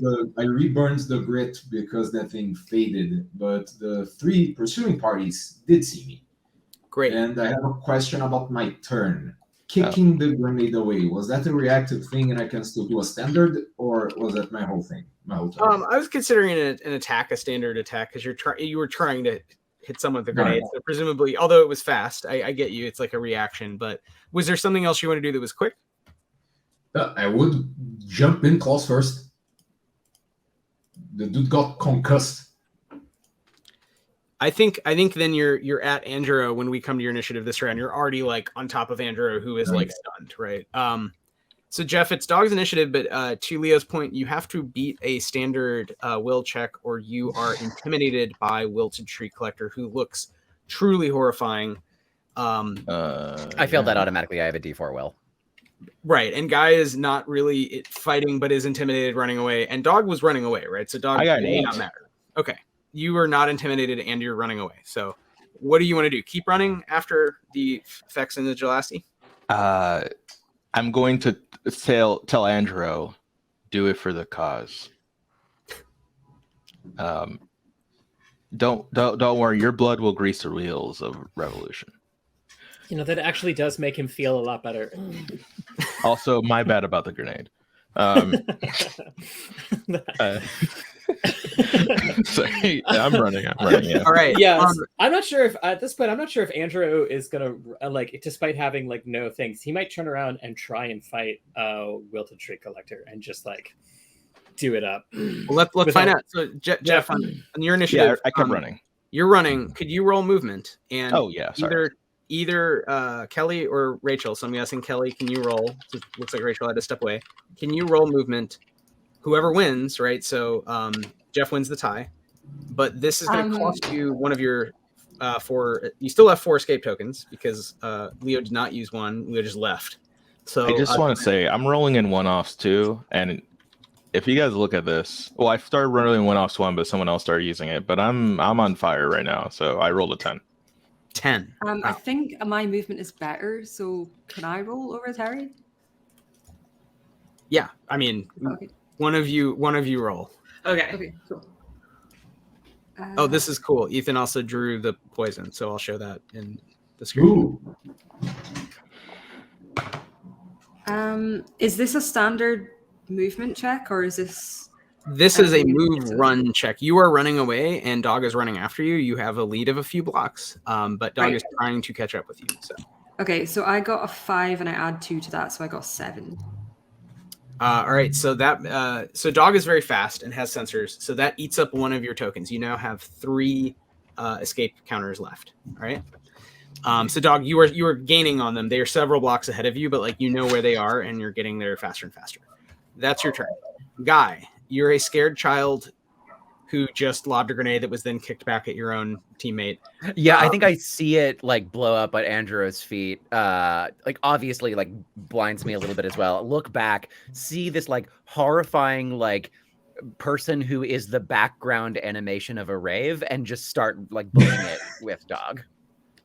Okay, so you're just this is the poison, by the way. This is even just for a cool. What does the poison look like? What is it? There's some long name for the poison. Oh yeah, it's dilute Passazuni alamedite waste snail slime. Right. Yeah, I mean, I think this vial like falls out of my pocket as I'm running. Right, of course. All right, so Guy, you are running after Dog, who's running after the Worshipful team, Gray team with an A for atrocity. That means it is Wilted Shriek Collector's initiative. You and Angero are alone in the street with a bunch of very scared provincial miners and artisans and pulpers, brewers who are not attacking you with shotguns and hammers because you are terrifying. You are like a cloud of evil-looking vampiric bug blood and knife-like hands. Sort of it's like to knife hand Slenderman in the middle of a pixel cloud. I'm going to burn 3 grit to attack with D12 plus 1. So just claw to the neck. Im Lichtkleid kam sie auf mich zu.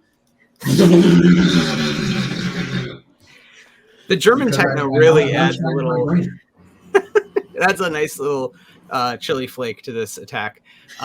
Great, roll to hit, and Ethan, you're going to roll to dodge, and yeah, Angero might finally get his kind of morbid wish.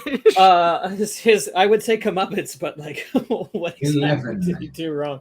Be like a guy in its entire. Gotta dodge an 11. Okay, there is only one way that this is possible to dodge this, because if there's a -6 on rolls. Yes. Angero is going to be after this move will have 2 grit left. Angero is burning 6 grit and rolling a d6. There is no other way to beat this, and I doubt this will work. This is going to be awesome. Let's 1 find and out 6 together. 1 and 6. Let's see. Nope, it's a 2, so that's 8. There's no dodge. So you feel fast, even though you feel in this weird vertiginous trance. But yeah. This is like being attacked by the Hayden Planetarium. It's like it's not good. It's weird because it looks like the claw glitches back and is away from you before it connects with the glitchy reflection in the actual claw, coalescing into one entity and just 3 long gashes. I have a question. Did Angero see before getting gutted? Did he see the vial drop, or is he too caught up in everything that's happened? Like, did he see the vial drop out of Guy's pocket? Great question. Ben, do you want that to have been a secret? That would be so funny. The audience, or you want to just give it to him? Because otherwise, you don't have to roll. Sure. Oh, okay. So after seeing that, and like, I think this is going to be presumably. So I'm rolling for damage now, or no, Leo roll damage. But what you see you see the vial of poison, the smoking gun kind of weapon fall out. The thing that Andrew had been running Corporate Strings and Ryers for hours before. This is presumably his last Sherlocking of information together. In thinking about like this weapon is now poisoned, and then a vial of poison drops out of this obviously totally a child's pocket, and he just killed him. I don't know if he'll have time to relay the fact, but I think he has put together a key piece of information about who not to trust. Okay, I mean given I don't know how long Angero will have on this world. If he's got 5 seconds, otherwise nothing. Otherwise, this information is gonna definitely diggity die with it. Well, basically, you could try to shout it at Guy and Dog, or you could shout it at just the people around you, or you could just take those secrets to the grave. But I guess, Leo, how much damage does Angero take? And we'll find out. The grit I burned for the attack doesn't go into damage, right? Those are separate things. Yeah, you'd have to roll and burn more grit. It's still 13. 13 damage. Angero is alive? Prone? No. Angero is not alive. Okay. Ethan, do you want to give a little weird angel short Giant bug man stooping over you before getting back to dancing? Yes, please. Do best. Angero's last thought is like this typical. It's a very cynical Qadidan thought to have. So wait, Ethan, you're saying Angero figures out what's really going on and then just doesn't tell anyone? Well, I think it is his last thought is typical. I think in his last is this attack instant, because if he has even like 5 seconds, he is going to shout probably very gutturally, like it's Guy, like poison, it's Guy. And I don't know if anybody heard him or not, but he definitely shouts it. Yeah, I have a very convenient name. Yeah. He's Guy.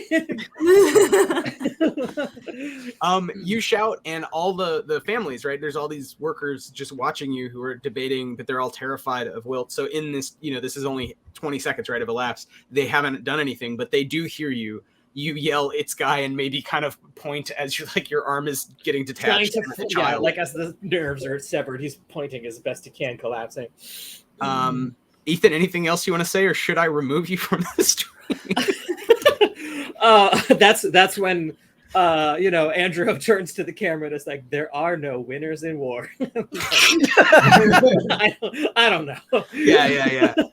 No, I guess my next target out to me. Yeah. Wait. Say again. You just pointed my next target to me. Yeah. Well, I think he'd actually be pretty satisfied with that, with the death.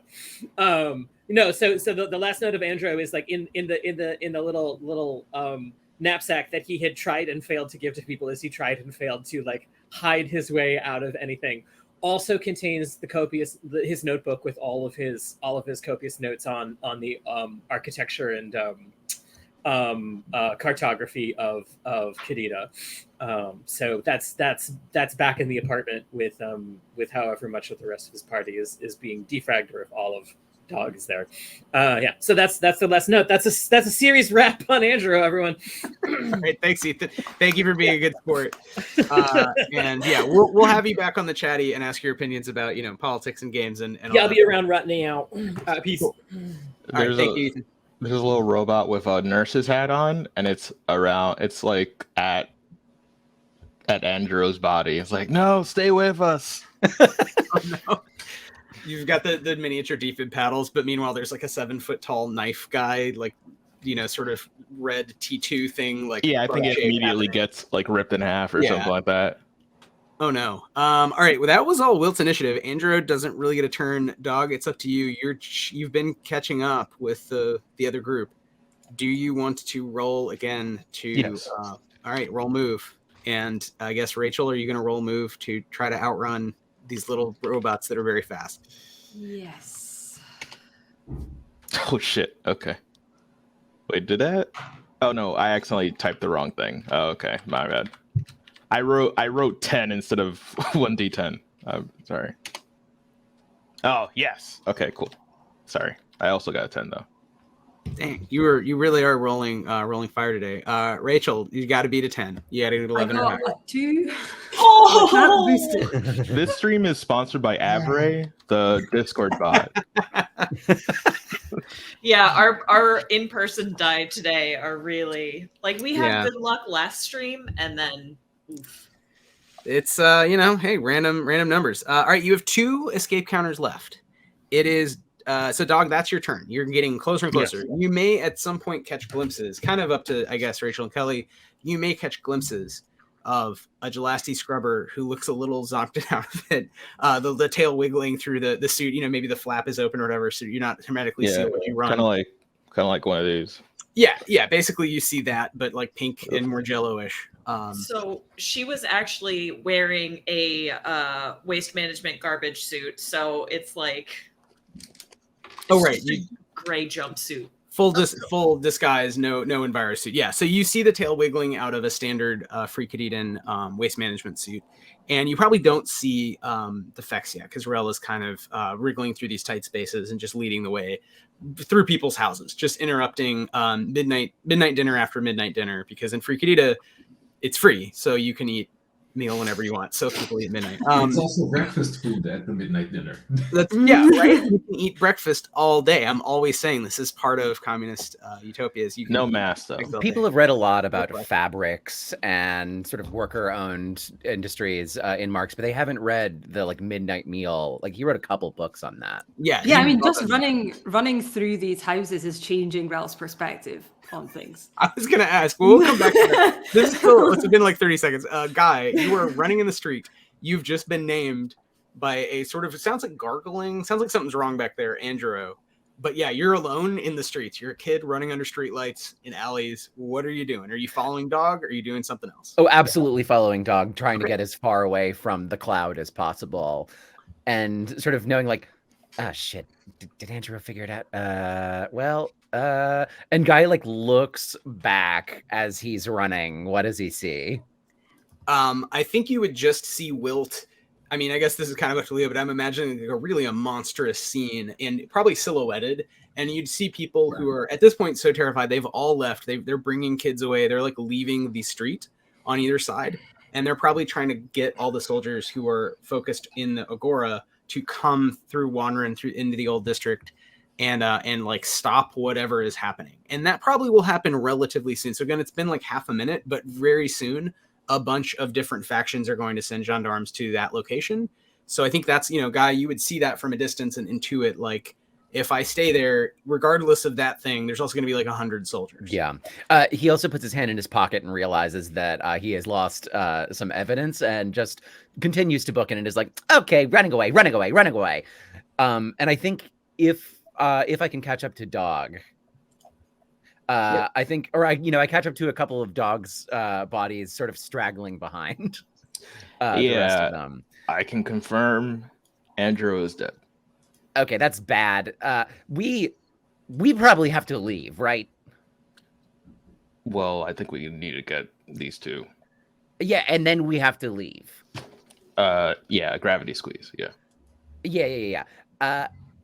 Well, they're worshipful company. Yes. Okay, so let's just defect, quote unquote, with them, and we'll just kill them when we're back on Spindle. 2 birds with 1 stone. I am not allowed on Spindle. Why aren't you allowed on Spindle? Aren't you in HCO? I am on HCO, yes. Yeah, they're on Spindle. Yes. But okay, let's go to Spindle. Unfortunately, the last time I was on Spindle, it was a bit explosive. Okay, but the worshipful company doesn't want you on Spindle, or is HCO not letting you on Spindle? I don't think anyone would like me to be on Spindle. So you're running and talking. You're almost caught up. Leo, you're alone. What do you want to do at this point? We'd realize that lots of people are going to show up any second to your location. There's a lot of noise. You've been described in depth. I am aware that I'm going to die. So this isn't about making it out alive. It's about causing the most damage I can and letting my compatriots escape. It's a bit weird because the letting the compatriots escape is not so much about caring about them. It's more like pride regarding the mission. But I had somebody pointed out to me, and I don't know why. And that person is still on the streets while everybody's just closing doors and windows. So do I have a sight line to Guy? I imagine in the most cinematic way possible, you both see each other as like silhouettes at the end of a long avenue at the dark city, but there's still the street lamps, there's shadows. So you see the silhouette of a child turn and look at you and then run away just as they sort of, you see each other, right? Yeah, sort of a whoop, whoop, whoop, whoop, whoop. But they ran away. I mean, they're leaving very rapidly. So if you want to run after them, you can run after them. Do I hear soldiers approaching quicker than that? You would hear the sounds. Yeah, you would now hear movement in the streets, just as you'd hear like people fleeing their own homes, like out the other sides of buildings, down fire escapes and stuff. You would hear approaching footsteps of what sounds like some organized force, not just the families. Well, the kid put a grenade at my feet, so probably on the tail of the other ones. So guy turns the corner, has the conversation, and you just hear the cloud of Tanz Metal approaching. If I can get a sightline, I can do flechette. This is... Well, to get a sightline, you're going to have to run after them, so you're going to have to spend this round catching up. So you're going to have to roll movement, and Guy's going to roll movement, and if you catch up, then you'll still be in initiative with Guy. Yeah, I want to learn everything I can on just booking it, the action and the movement. Right. Roll move. And you're trying to catch up with Guy and thus the tail end of Dog. I got an 8. So you got to get a 9 or no, you're initiating, so you just need an 8 or higher, Leo. 7. All right. You are close but behind. So you are technically they've left you. You are on the street somewhere between where you just killed Angero and where the other 4 of them are, like further west. You can follow them if you want. The idea is to try to make them stop following the others. So if I can get them to turn around and have to deal with me, that's great. Okay. Well then let's do this. They only have 2.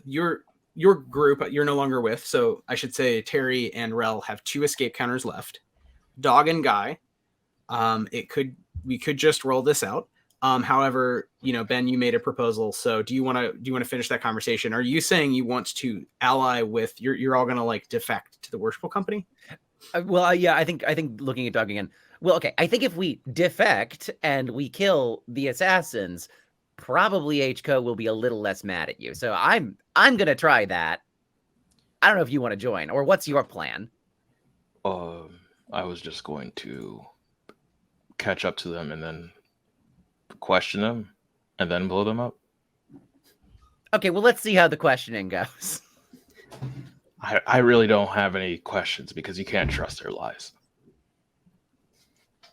All right, so you're trying to catch up, but you're going to catch up without you're not on site at this point. You're catching up to be wait, we want to talk. I still have a D4 comm, so it's like really limited in the definition of what on site is.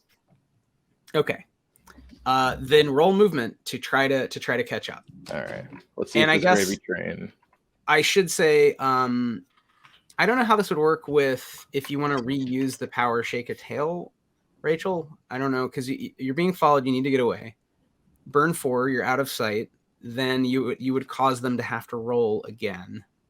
That may just get annoying and cause a lot of rolls, but it costs a 4 grit every time. Also, I do have one more pitch for something I'd like to try. Mm-hmm. But I'll need to. How you can cannibalize health to grit, right? Yeah, it's a 3-to-1. 3-to-1 conversion. Okay. Yeah. Because I was thinking about trying to use sabotage, and since it's at night right now, I want to see if I can shut off all the street lamps in the neighborhood that we're running through. Great, yeah. So you could do that. That makes sense. Okay. So I will have to. How much grit do I need for that? Sabotage is. Oh, you'll need to tell me because it's. Yeah, take any currently operational device and burn 2xy. Where X is the type of tech and Y is the level of complexity. Let's say 4 times 2, so 8 grit. If you burn 8 grit, you can shut off all the street lights for like blocks around you. Okay. Can I get some thinky boost off of Terri, and then I would like to cannibalize the rest? Oh yes, it's also minus your level. So wait, what level are y'all? We're 3, right? So it's -3. So it's 5 grit to shut off the streetlights. Okay, cool. I can make that work. I think. Okay. Yeah. If Terri is good to give me some thinky boost, then that would be a D4. Yeah. D4 per dose. We have 5 doses. Okay. Oh, 4. Cool. And then I will cannibalize the rest, which is just a 1. So that's 3 off of my health. Okay. So you exert yourself very rapidly. So this is a standard action. So this is going to burn. You'll have 1 token left, but what it'll do is I think reactivate Shake a Tail. So you will have basically lost them in the blackout that you've caused. So you also have now confused everyone in the district. So you really are not like causing monumental problems, but definitely sowing confusion and disorder in Free Qadida. So you're somewhere here now in the middle north part of Wanren district toward Helshia district. You're not really that far from the span as the proverbial pterodactyl flies. The lights go out. We've cut the whatever limited grid exists. A lot of people have like essentially candles or lanterns or something burning black rock, burning this kind of coal hydrocarbon that's found on Qadida. But all of anything electrical goes out. And right now you have 1 escape counter left, and Dog and Guy, you're gonna have to find them again. So you're gonna have to roll will to perceive, and if you fail, it gets harder. And if you fail again, you just can't find them and they get away. As soon as the Let's Go Out guy trips over one of Dog's bodies. Sorry. Okay, so they invalidate my move roll, so now I have to roll. Oh, that's interesting. Yeah, I guess you did have. Well, they weren't an initiative, so that is an interesting question. Who would go first? But I think this is an interesting use of sabotage and kind of tracks with their plan from the beginning. So I have a D8, so I'll just roll the random D8. And I'm gonna say, Aaron, are you good? Because I'm gonna bring you in. Okay. I got a 6, by the way. You got a 6. Okay. Then you are still on their tail. So there's 1 escape counter left, and you're still just a couple blocks behind, all racing as fast as the dogs can run, and a child can kind of keep up. Dice Maiden could never give me these rolls. And I'm going to say at this point, you've reached the border of the Helshia district, and it becomes very obvious this is where the sort of front in the cultural and economic war, the Cold War between the powers, where thanks to the Federation of Unhuman Kingdoms, and particularly HCO and its operations off-planet, and of course the Jacane rebels on Fanislary, the Free Qadidans have built up this kind of new city in this thin strip. And you notice everything is kind of newer, and even at night, everything works a little better, so probably the grid, the shut-off works right up until the edge of Helshia district, and then it's pretty bright. And there's people milling about. A lot of people who would have gone to bed, the news has spread, and so they've kind of gotten up and gone to the bar and essentially ordered a skull, a coffee, because they want to know what's happening. Like YTS was going to give this big speech, and instead, it's not happening. And I will also bring in AOL Trial Runner.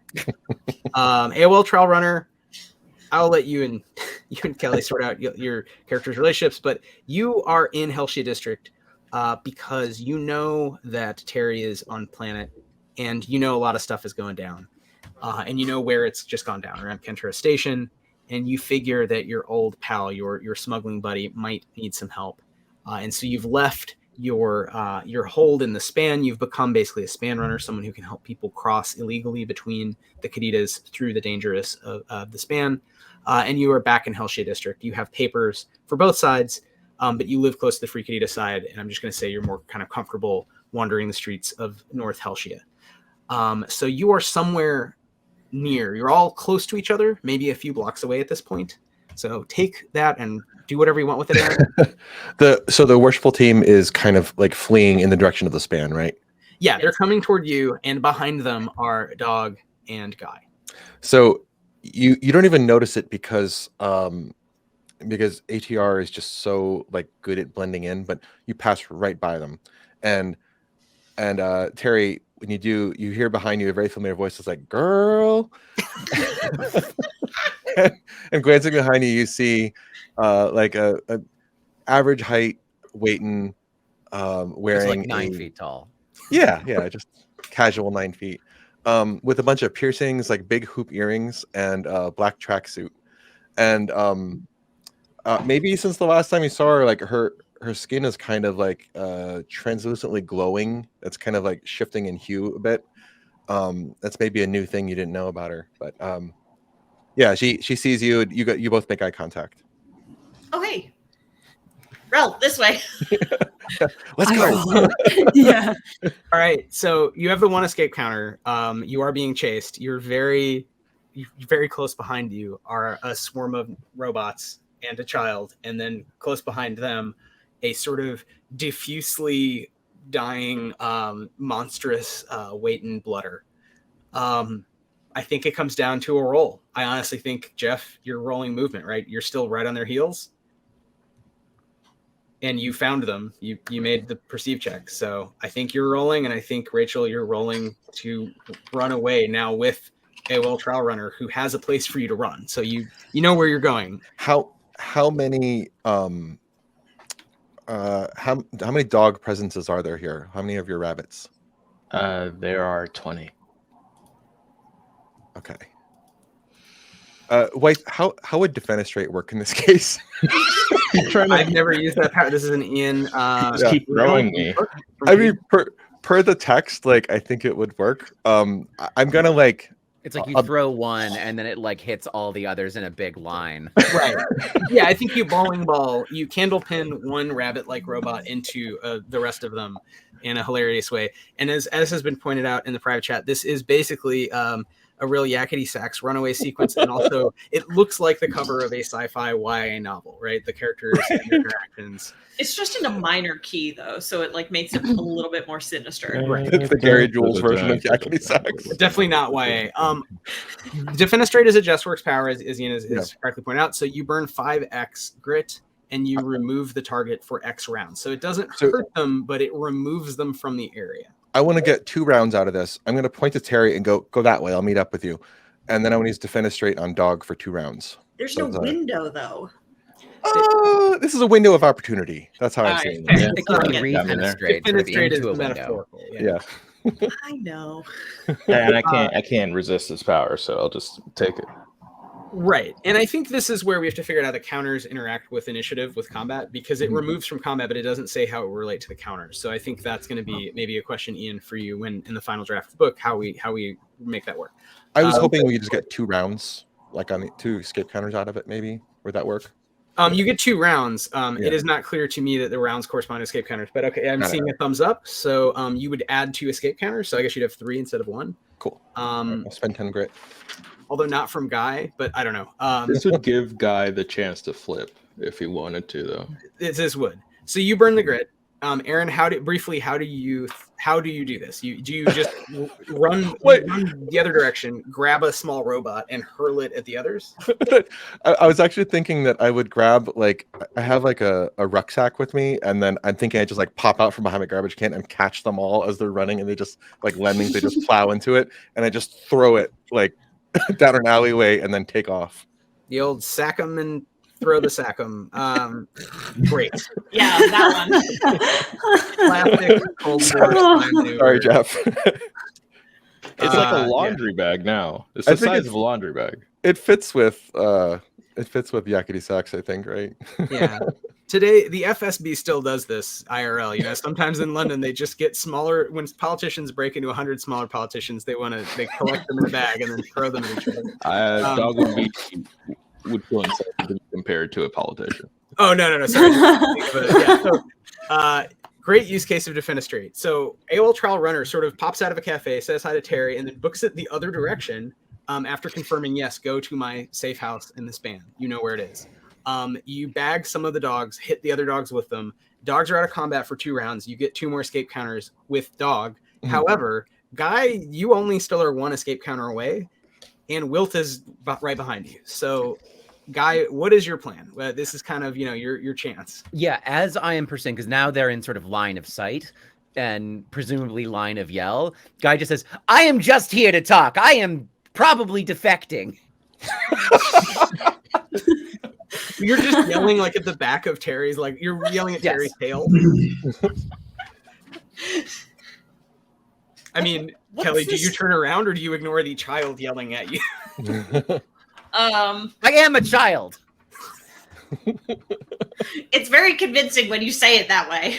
Thank you.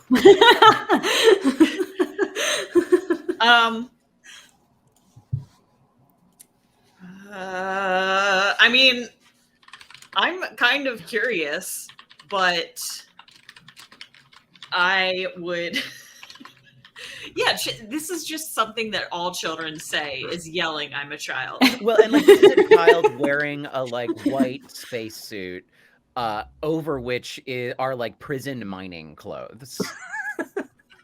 Like it's a big like gray blue trench coat and like a cap. I was almost picturing before you said that one of those little sailor costumes that is like peak Looney Tunes code for a child. Yeah, that's what he would wear if he was not like literally in prison 2 days ago. Yeah, no, my like the character image on my character sheet is like Will Wheaton and Stand By Me pointing the gun at the camera. Perfect. Okay. Yes. Only probably, or are you for real defecting? I mean, I can't defect if you don't let me defect with you. I think we've used defect too many times. All right, just keep running. Okay, let's go. Oh boy. Okay. It's a pleasure to meet you. So you're running, keep running, meaning you allow Guy to kind of catch up and run with you. I mean, let's be very clear here. Terri's running is just like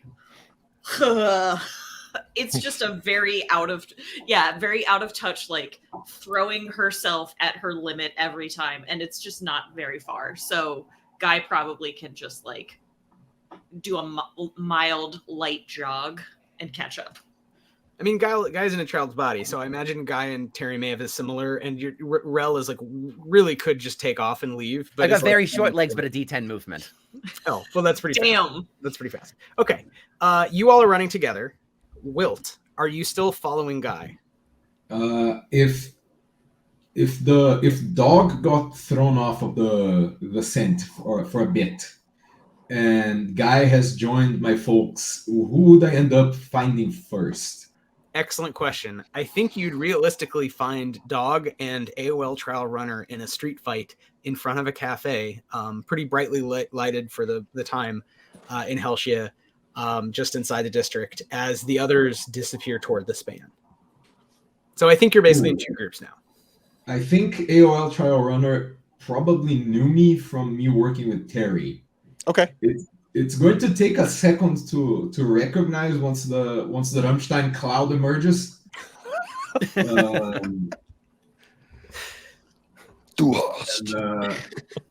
But like, this is great. I was looking for a fight because I'm going down anyway, and then I see the bunch of robots that just stampeded past me, and I will run to the middle of them and let me check. I'm actually in a bag right now.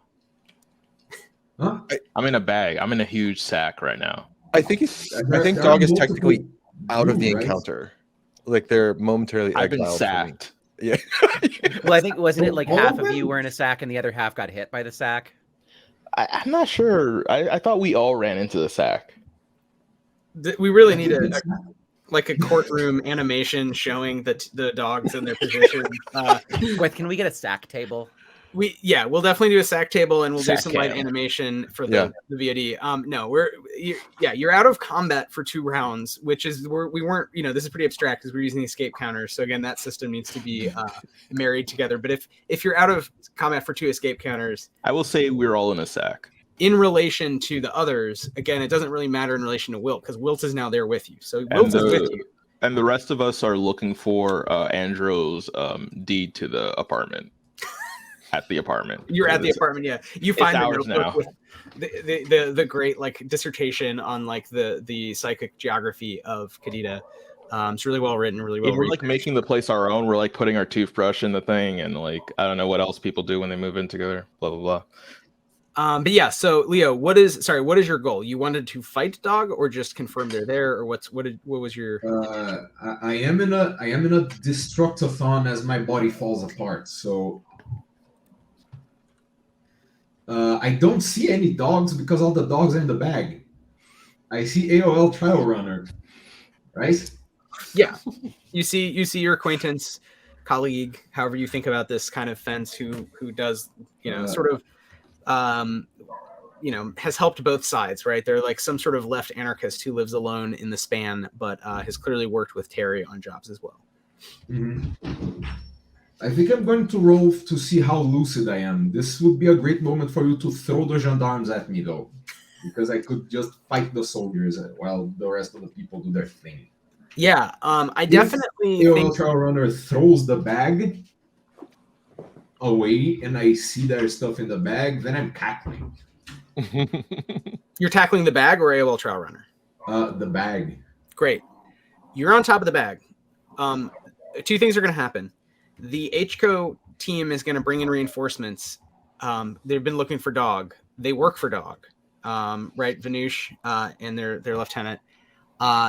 However, there's also another team that's found you. There are more gendarmes coming onto the scene. Aaron, what is AOL Trial Runner doing as what can only be described as a monster made of blood arrives with knife hands and starts attacking a bag? I mean, cool. I think I've seen weirder stuff recently. Probably.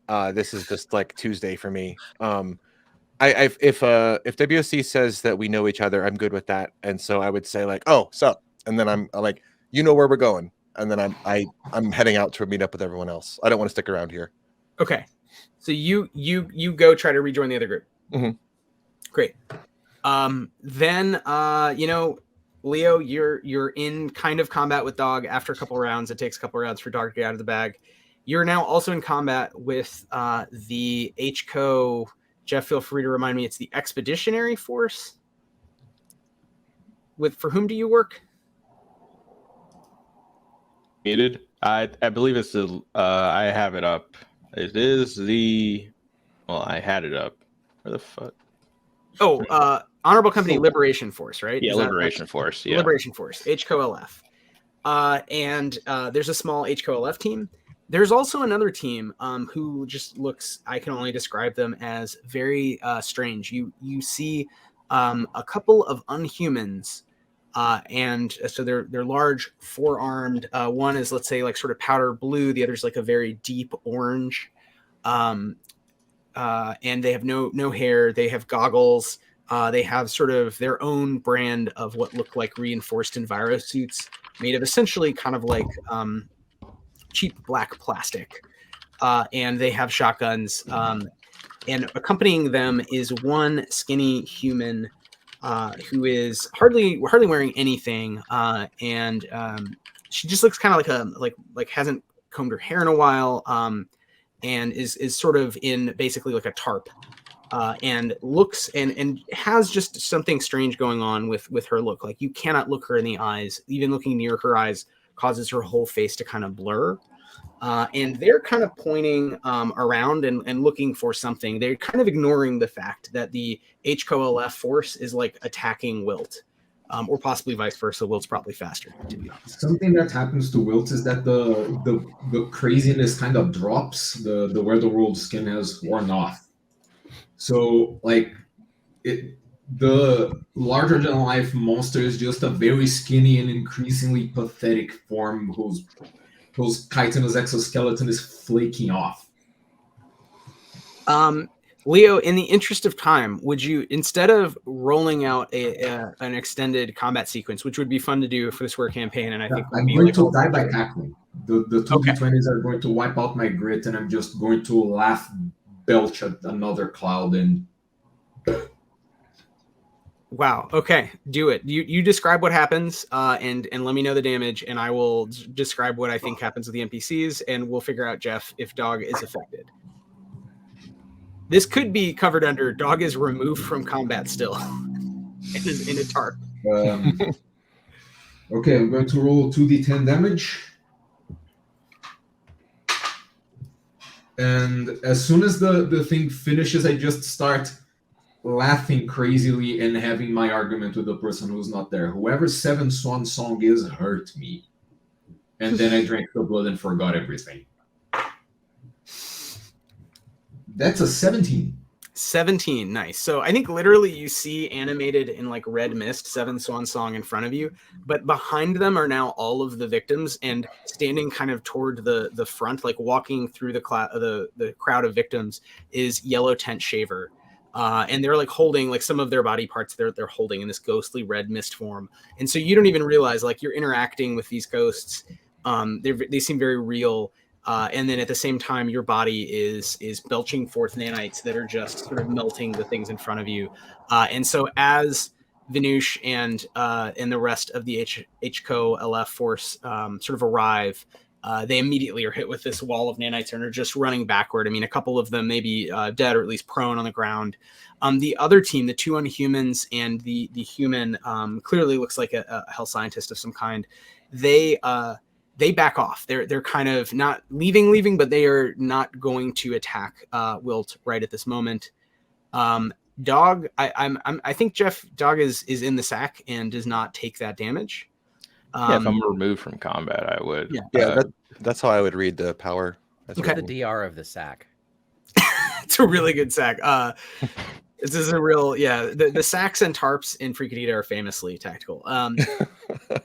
Leo, do you want to narrate Wilt's kind of end here, or how do you want this to go down? Like, well, the laugh happens. A bunch of people get hurt, and he's just there on his knees. One of the arms falls off the body. One of the hands kind of crawls away from the body before getting flaked off as well. Then it's weird to see a bug person cry. He's stridulating and the remaining blood is coming out of his compound eyes. And he is addressing this person and saying things like, "We could have built something beautiful together," and falls face first in the floor and ends flaking. Whoever didn't die from the damage has -2 movement. Okay, so I think everyone is like kind of slowed down. There's goop. They are worried. They're poisoned. And yeah, Wilt, I think whether Wilt even reacts to the presence of sort of YTS, this latest victim, may not even be relevant to what Wilt was kind of thinking about. It's possible that some of the mentation is physicalized by the nanites, which are just doing their jobs as they understand, as they try to make some sense of this signals being passed through your nerves as the body degrades from the alamandite waste snail poison that was extremely strong but diluted to have a sort of slowed, not kill you instantly, but over the course of an hour.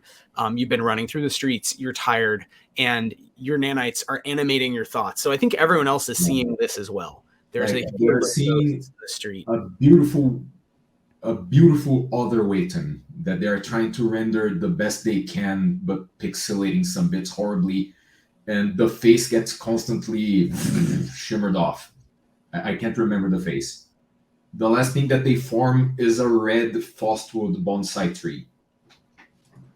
So there's a little glowing bonsai, and you see also the melting, YTS figure, and all of you see this D.O.G. You see this. You're out of the sack, and the extremely injured, the HCOLF folks who are not dead or unconscious are dragging away the others. They probably at this point are willing to drag D.O.G. Like, do you want to go with them, or do you want to continue your pursuit? You don't see the rest of your team. Do I want to continue my pursuit? Or are you going to go back with the HCO essentially like army? And I guess it depends. Like, are we going to do something like a bigger operation, or? You don't. I mean, right now they're just offering the protection of squad up. Versus if you just run away from them, they're not gonna there's only so much they're gonna. Well, I would just tell them they are getting away. The rest of the people who killed YTS. Okay. Right. Then that's up to then. They wish you sort of the best of luck, right? I think they would point out now if you're all talking that HCO there is a big divide in HCO over this. But they point at the Unhumans and the Hell Scientists who are retreating around a corner and say, watch out, they've sent the weird asset recovery team, the Wart, after you. And with that, after this whole incident to figure out what the hell is going on. And with that, I think the HCO Liberation Force retreats. I could give them one of me. Okay, you are now with them, I guess, as an officer, doing whatever plot is going on with them. But yeah, they're very. Now there's 19 of me running. Just only 19 of you left. Leo, actually, there's 18 of me. One of me died at Angero's side. I think maybe one of you then did get melted by Wilt, because that was a pretty serious. Like Wilt was like right on top of you. Yeah, grabbed it. Yeah. It tried to cover everyone up. It's like, I give my life for the cause. Right. That makes sense. One of you sacrificed for the others to live. So I think that's -1, yeah. -1, so 17. Leo, any last words as Wilted Shriek Collector? No, like whoever Seven Swan Song was, they could have built something beautiful together. And then the blood happened. We'll have to do the prequel. We'll do the prequel, dude. Craigslist misconnections. The thing I talked to Terri about was that before I started doing Jacqueline work, I was doing things with the Wythe Mafia and got sort of expelled after the blood, and I don't remember much. Only I keep watering that goddamn plant. Well, maybe someone takes the plant. I guess let's find out. But Leo, hang on, and we'll bring you back and perhaps momentarily. But thank you. All right, Dog. Jeff, you're alone.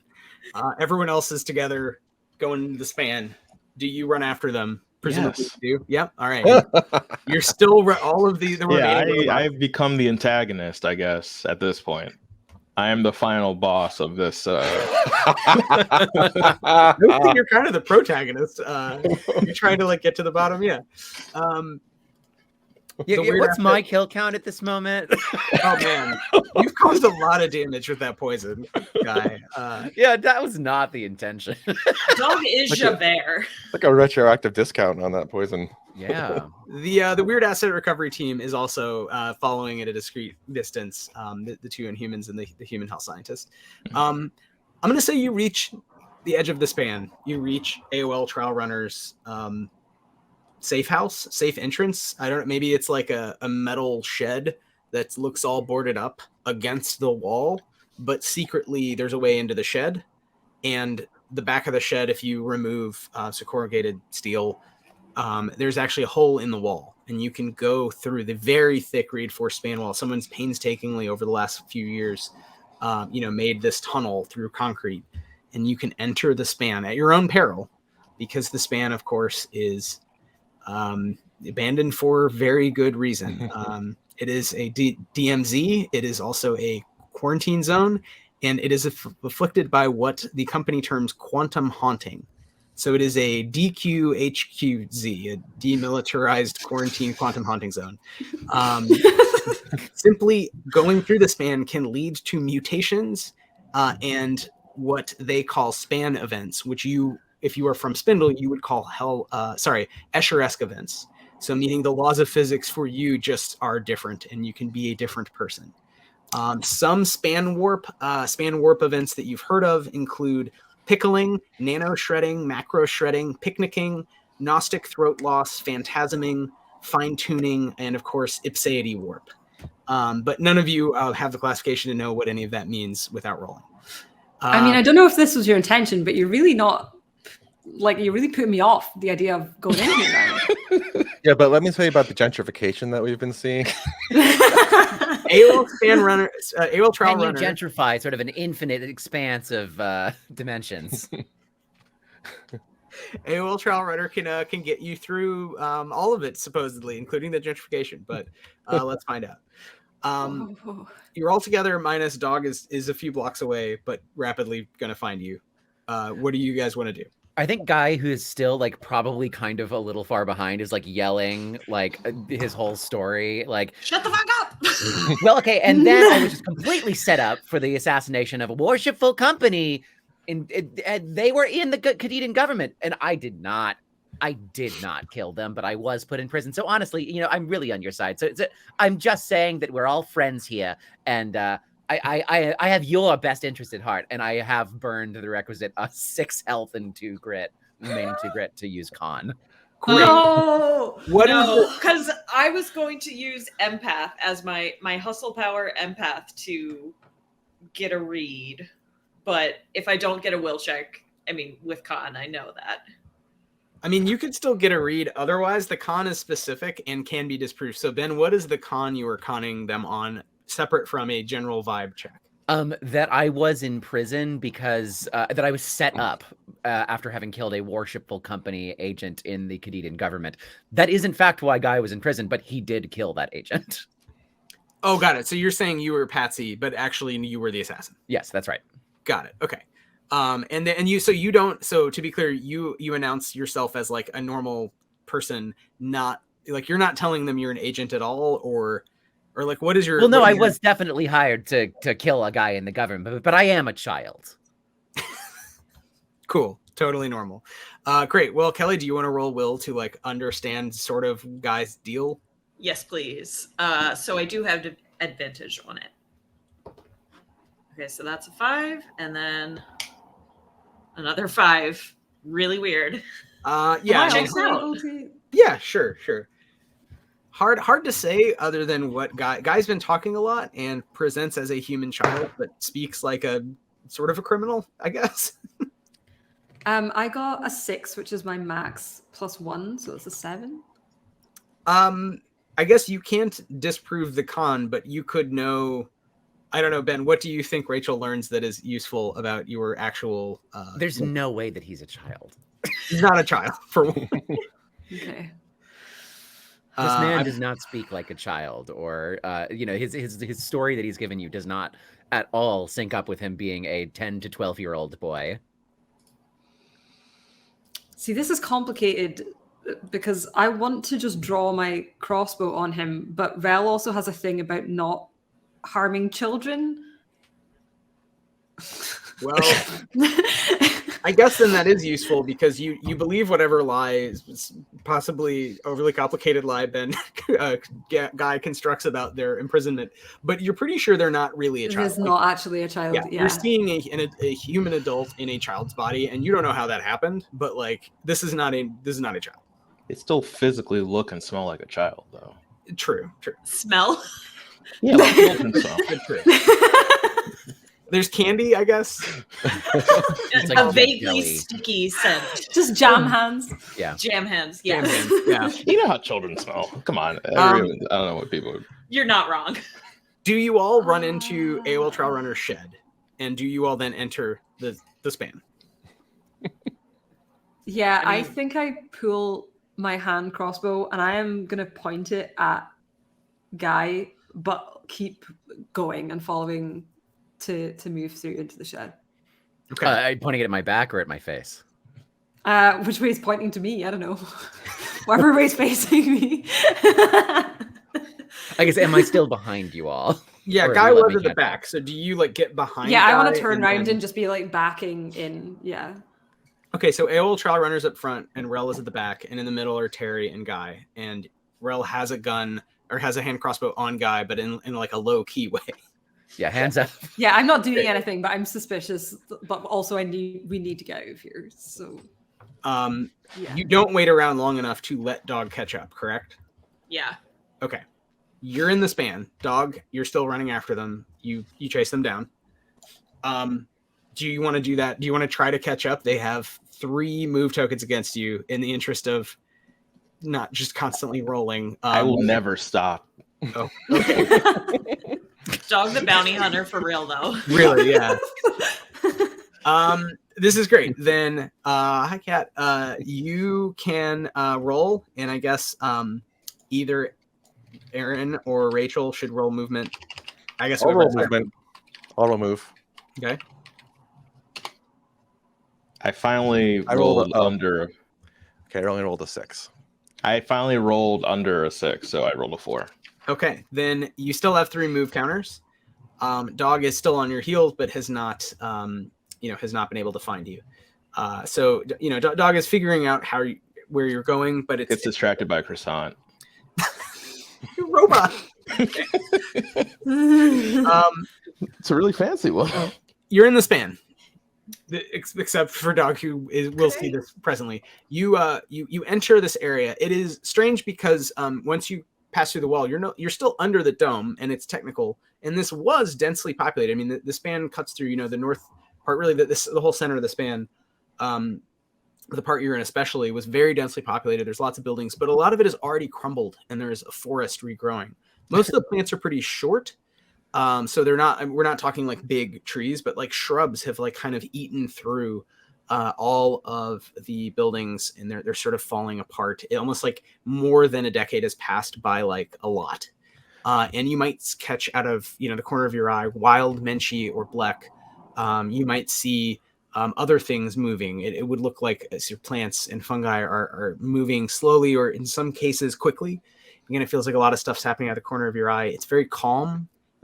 You're leaving an area packed with people, dense with cops, and you are now in these ruins. And AOL Trial Runner, I guess you have some way that you get people across safely, right? Yeah. So as you're passing through the little the breach in the wall, ATR is like, "Come on, I know a spot." Before we do that, could I pull Rel aside and be like, "Hey, could you do that sabotage thing on that little hole that we just came through?" I am really tired, but I would love to. Do you have more drugs? I have more drugs. Oh, I got some drugs. You want any punch? Thank you, Boost. I got a couple. Guys' hands are still up and has like pulled them out of his sleeves. Two little bags. Actually, I glanced back. I glanced back at Terri and I'm like, "Oh, I'd rather you didn't." I think we'll be okay though. The span is its own thing. Okay. I want to turn to Guy and be like, "You're fooling no one. Put those away." I mean, I'll do some. I mean, technically, it's no venom's a drug. Actually, right? you know what? I want to snatch all of this shit out of Guy's jacket and just confiscate it. Yeah, you get from 5 this child. each gunches and thinky boosts. Thank you. Okay. And they're not jam hands; they're gunch hands. Ooh, Rewriting this. Just a little powder on. Okay. Does AOL Trial Runner know that both these groups have assassinated Yellow Tent Schaefer? No, I don't think the ATR has been briefed because she just got a beep from Terri and was just like, "Help!"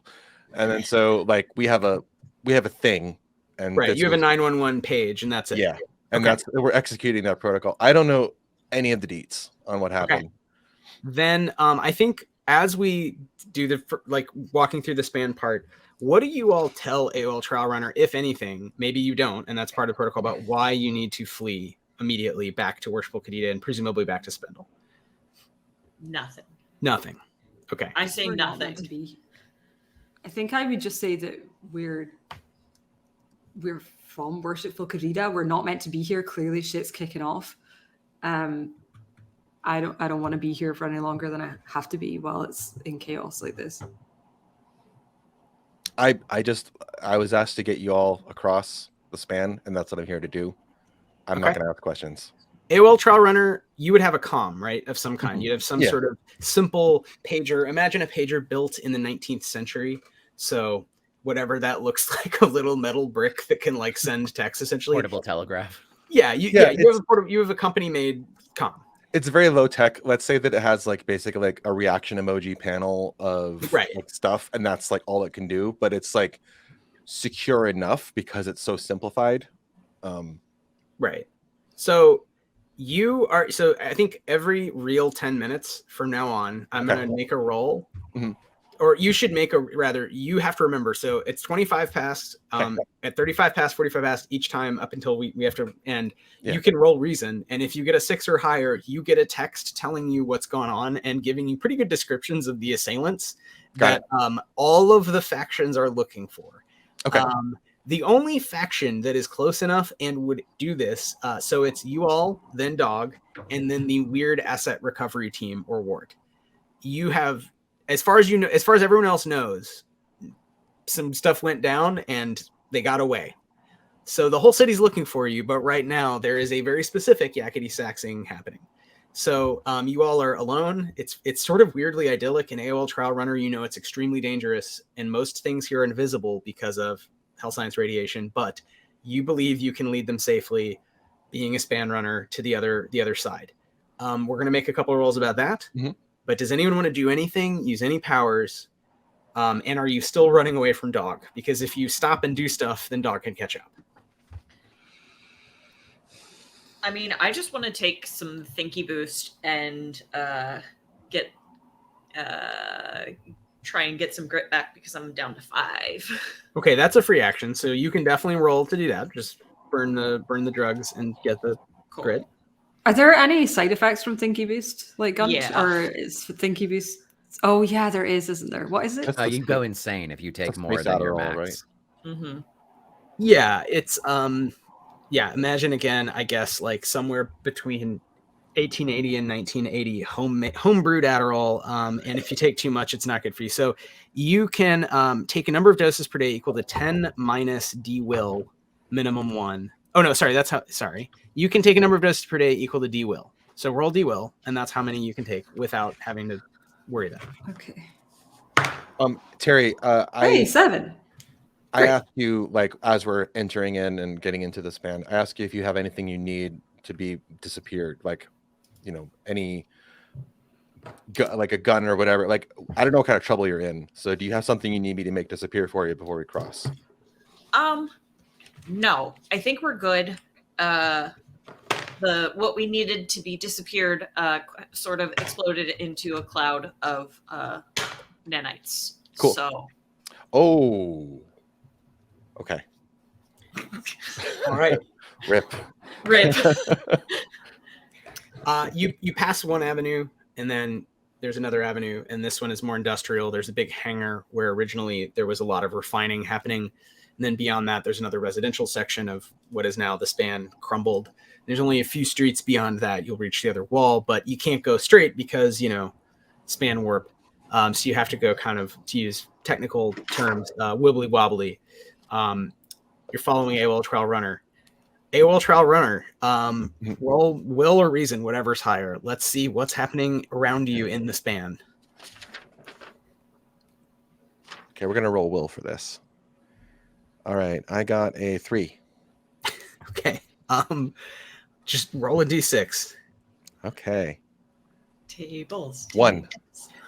Great. Roll a d10, please. 2. Great. And since you got a 1, we'll also say that this is all sort of happening at once. You realize too late that you've already crossed into an area afflicted by span warp. Mm-hmm. So invisibly, you've crossed into an area of an unknown radius where the laws of physics are just different because too much health science was used during the war by both sides. And so they have ripped apart the standard model. Like nothing here functions right. And you should not have taken that step forward and not have allowed your compatriots to take those steps forward.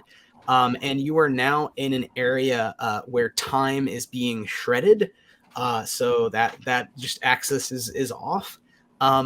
Every round, you're either going to be faster or slower than everyone else outside of this bubble. So you've been temporally pickled.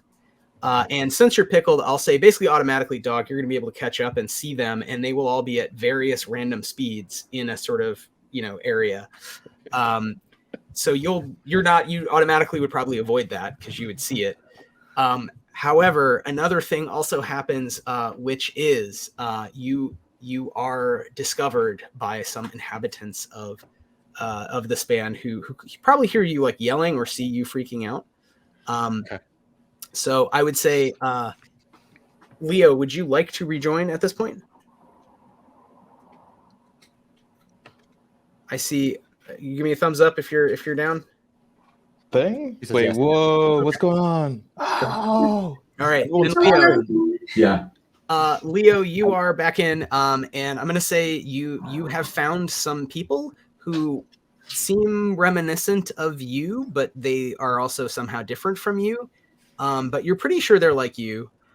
You are a bunch of clothes and trash and mostly plants in the shape of a person. And you're pretty sure this is home, and these people have just come into your home.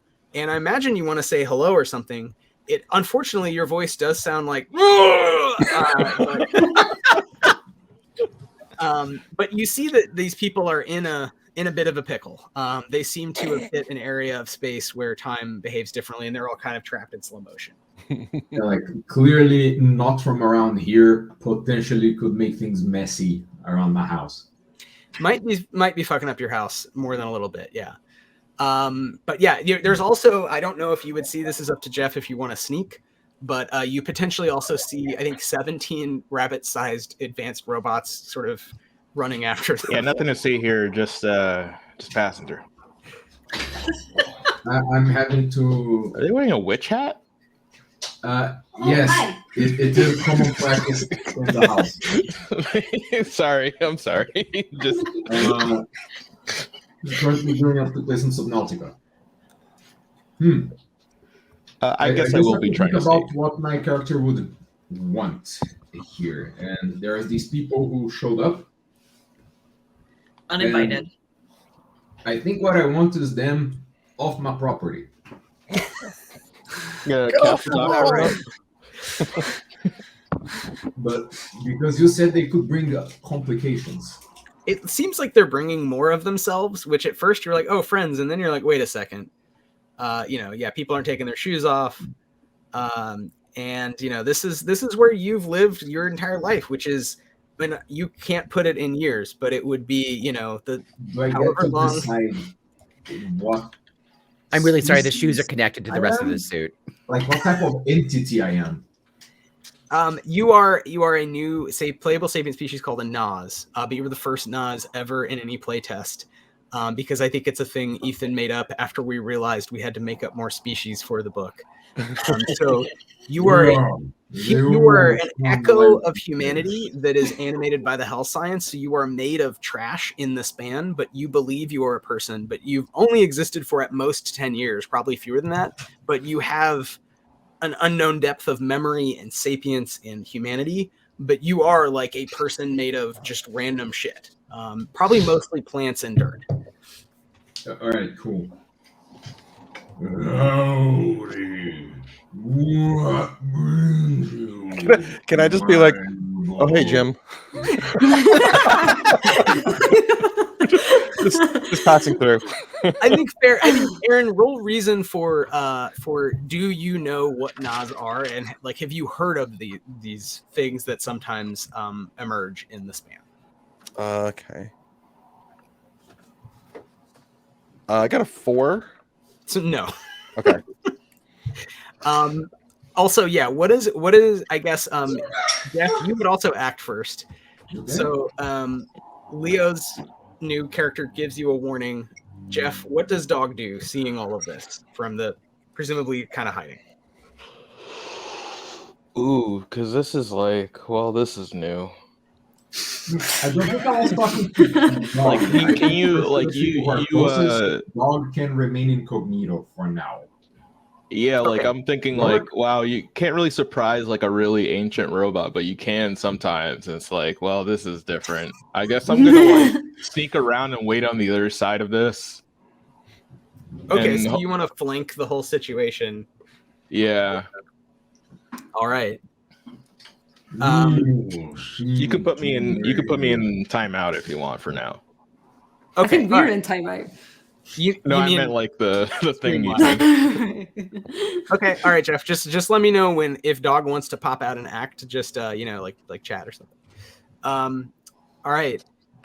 We're approaching the end of this arc. So there's 4 of your characters. There's 3 PCs, and there's a kin and a random encounter. You're all How kind of many stuck. of them do I see? Like you said, they seem like they bring more of them because time is really, really fucky around here. I guess you would just you've seen so few of these people, but you know sometimes they bring others, and that the presence of some might indicate interest from more. You've probably observed more non-Nas sapients than they have observed you from the shadows of the span. So what is everyone? Yeah, go ahead.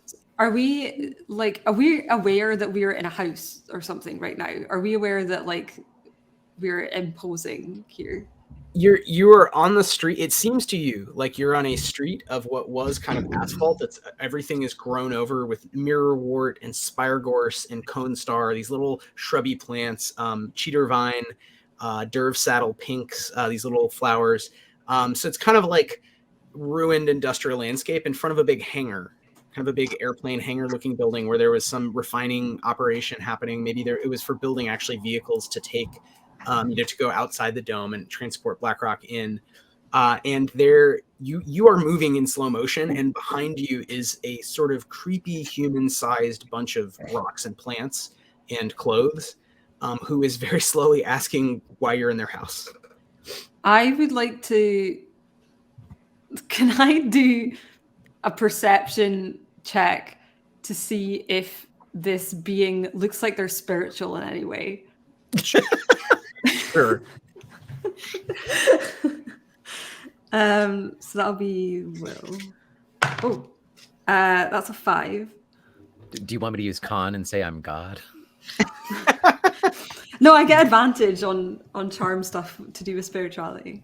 Up to Leo. How Leo? Do you could have a whole imagined religion around the detritus of humanity, or you're from another place, like you are from another dimension. Essentially, you are an assemblage of accidental sapience of space that has given life to the things around it. So up to you if you have spirituality. And I don't know if does Rel ask a question there, or are you just looking? I think I would. I don't know how this works in this weird time bubble thing that we're in, but I think I would go and try and take whatever is like a hand and be like, I'm so sorry for bothering you. We're just trying to make it through, but I'm also trying to get a read on is there anything that I can connect with? I will introduce myself, and that will be helpful because we are the collective of the discarded. We are many in one. You are many in many. Confusing. It actually doesn't seem that confusing wraps to me. around your hand, more like coiling. What is this ritual greeting motion you perform on me? I have remembered. It's a sign of friendship.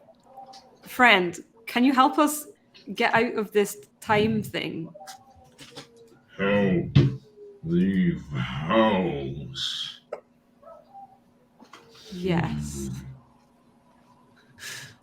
Unless you tell me not to do things, I am going to assume this is an avatar and my body is distributed trash for a few 100 meters. Sure. You could play. There might be other Nas around, and you might have some link. I mean, in the rules will be for one Nas, but yeah, you can be all of them. Also, time wise, this will not affect this venture, but you are all living this is taking days of your lives. This conversation. And your body is aging. You feel really tired and extremely hungry and thirsty. So in the conversation you just had, hours have passed where you need to drink water. Like you need to get out of the radius of the pickling, or you're all, those of you who are biological, which is I think all of you, are going to expire. I grow my first facial hair again. But that's for water. And you hear the rumbling of a bunch of rocks and random trash sliding and forming more shapes around. Okay.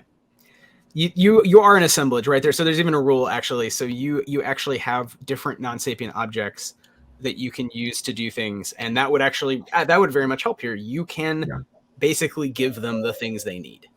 I can make the floor slide under your feet to propel you, but I need water. Bad. Okay. Well, if you just pull them out of the pickling, they can also just drink their own water and at least avert like literally dying of thirst. Stay hydrated. That's the real politics of the game, guys. Yeah, I just wanted, like, I don't know if we can like run or try to move out of this, but while this is happening, I'm trying to get out of this as quickly as possible. Sure, you can run, and you run really slowly, very short distances, and it burns through. Like, you are so dehydrated that you're going through like acute kidney failure or whatever happens to raccoons. Leo, does the Nas pull them out and help this group of people in your house who seem somewhat shocked? Yes, but before that, I think at that point I'm going to perceive more entities, and I will ask, the many metal things with you. And then all the heads of the humanoid avatars turn to the direction of rabbit multibots. Well, I'm going to bring Jeff back in, if that's cool, Jeff. And then I think we should roll for this, because this may mechanically matter for the big ending. Roll to, I guess, Dog. Is Dog sneaking? Then, Jeff, Yeah, I am sneaking. I am trying to use a power as well. Okay. But, do you have a sneak power, or do you just want to roll? No, this power is not a sneak power. I'll just sneak normally. Roll to sneak. And Actually, Leo, does tight spaces work for... No, I guess there's not. let me look. That's a power in the book, Qadida. So It's like I can just move into very small spaces. Yeah, I mean, I feel like that would help you. Maybe that should give you an advantage on sneaking, but it is not written as such currently. I'm just trying to get like past a threshold so I can kill them all. Well, roll to sneak, and let's see if the Nas finds you. Is that a wolf? It does sound like a wolf. 7. 7. Okay, Leo, you need an 8 or higher to find Dog. Dog is hidden. What do I roll for this? Like, what dice? Will perceive. So that is great. You are playing a new character. Do you think this Nas is perceptive? I mean, you'd have your. I think they're perceptive and movie because they are a distributed network of junk with residual memories. So okay, then maybe an 8 or a 10. I mean, what's you your height? guys hear the dog? The other We do, room? but yeah, it's kind of cool. You're in a demon. You guys didn't hear the very very loud car going by. No, just the howling. Just the cool dog. All right, 7. Okay, then you don't see Dog, so you're just talking to this group, right. and you just suspect they may bring others. There may be others interested. So, do you help them out? Yes. Hunker down, lower your center of gravity, and the random junk under your feet starts to slide rapidly. Guy slips on a banana peel that's part of the junk.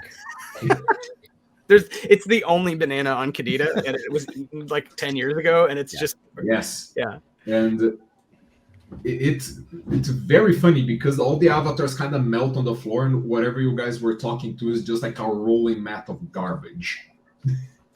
Love it. You all are out of the pickling zone, and you can act normally. You're all so thirsty and hungry that, like, essentially, if you do anything other than eat and drink for the next round, I think you'd have to like roll for it. You guys, I think this is a perfect full circle moment of me getting beaten by that trash can in the first episode. Yes. Wait, what?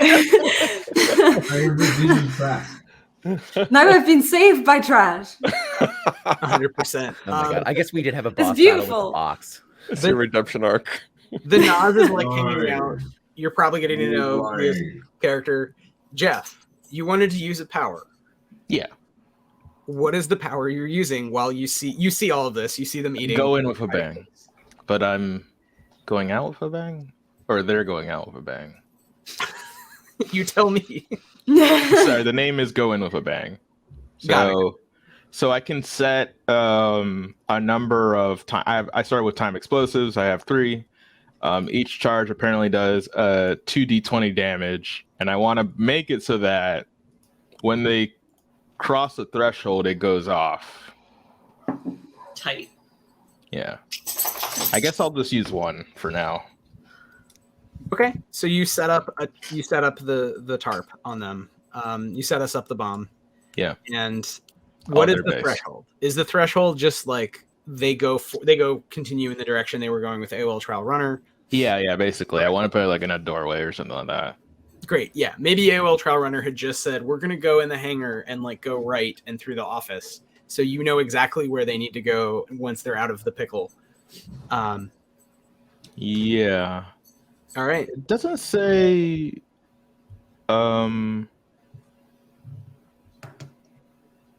Yeah, it just says, do you want me to like copy and paste it or... No, that's fine. Each charge inflicts, so it's a lot of damage. I think the question actually in the mechanic here that might be missing is, can they see that it's a trap setup? But I'm reading this as no. I mean, it's just you set up this is your job. You are a demolitions expert. You set up with a bomb. Great. Everyone else, you're free to go. The Nas seems friendly enough. I mean, Nas requires a parting gift. A piece of your own personal trash that contains a memory. Guy has eaten half of his library card and realizing it's not really nourishing, just like tosses it to the Nas. So it's like a free Qadida library card that just says free Q. Yeah, I got it last episode. Beautiful. Incredible.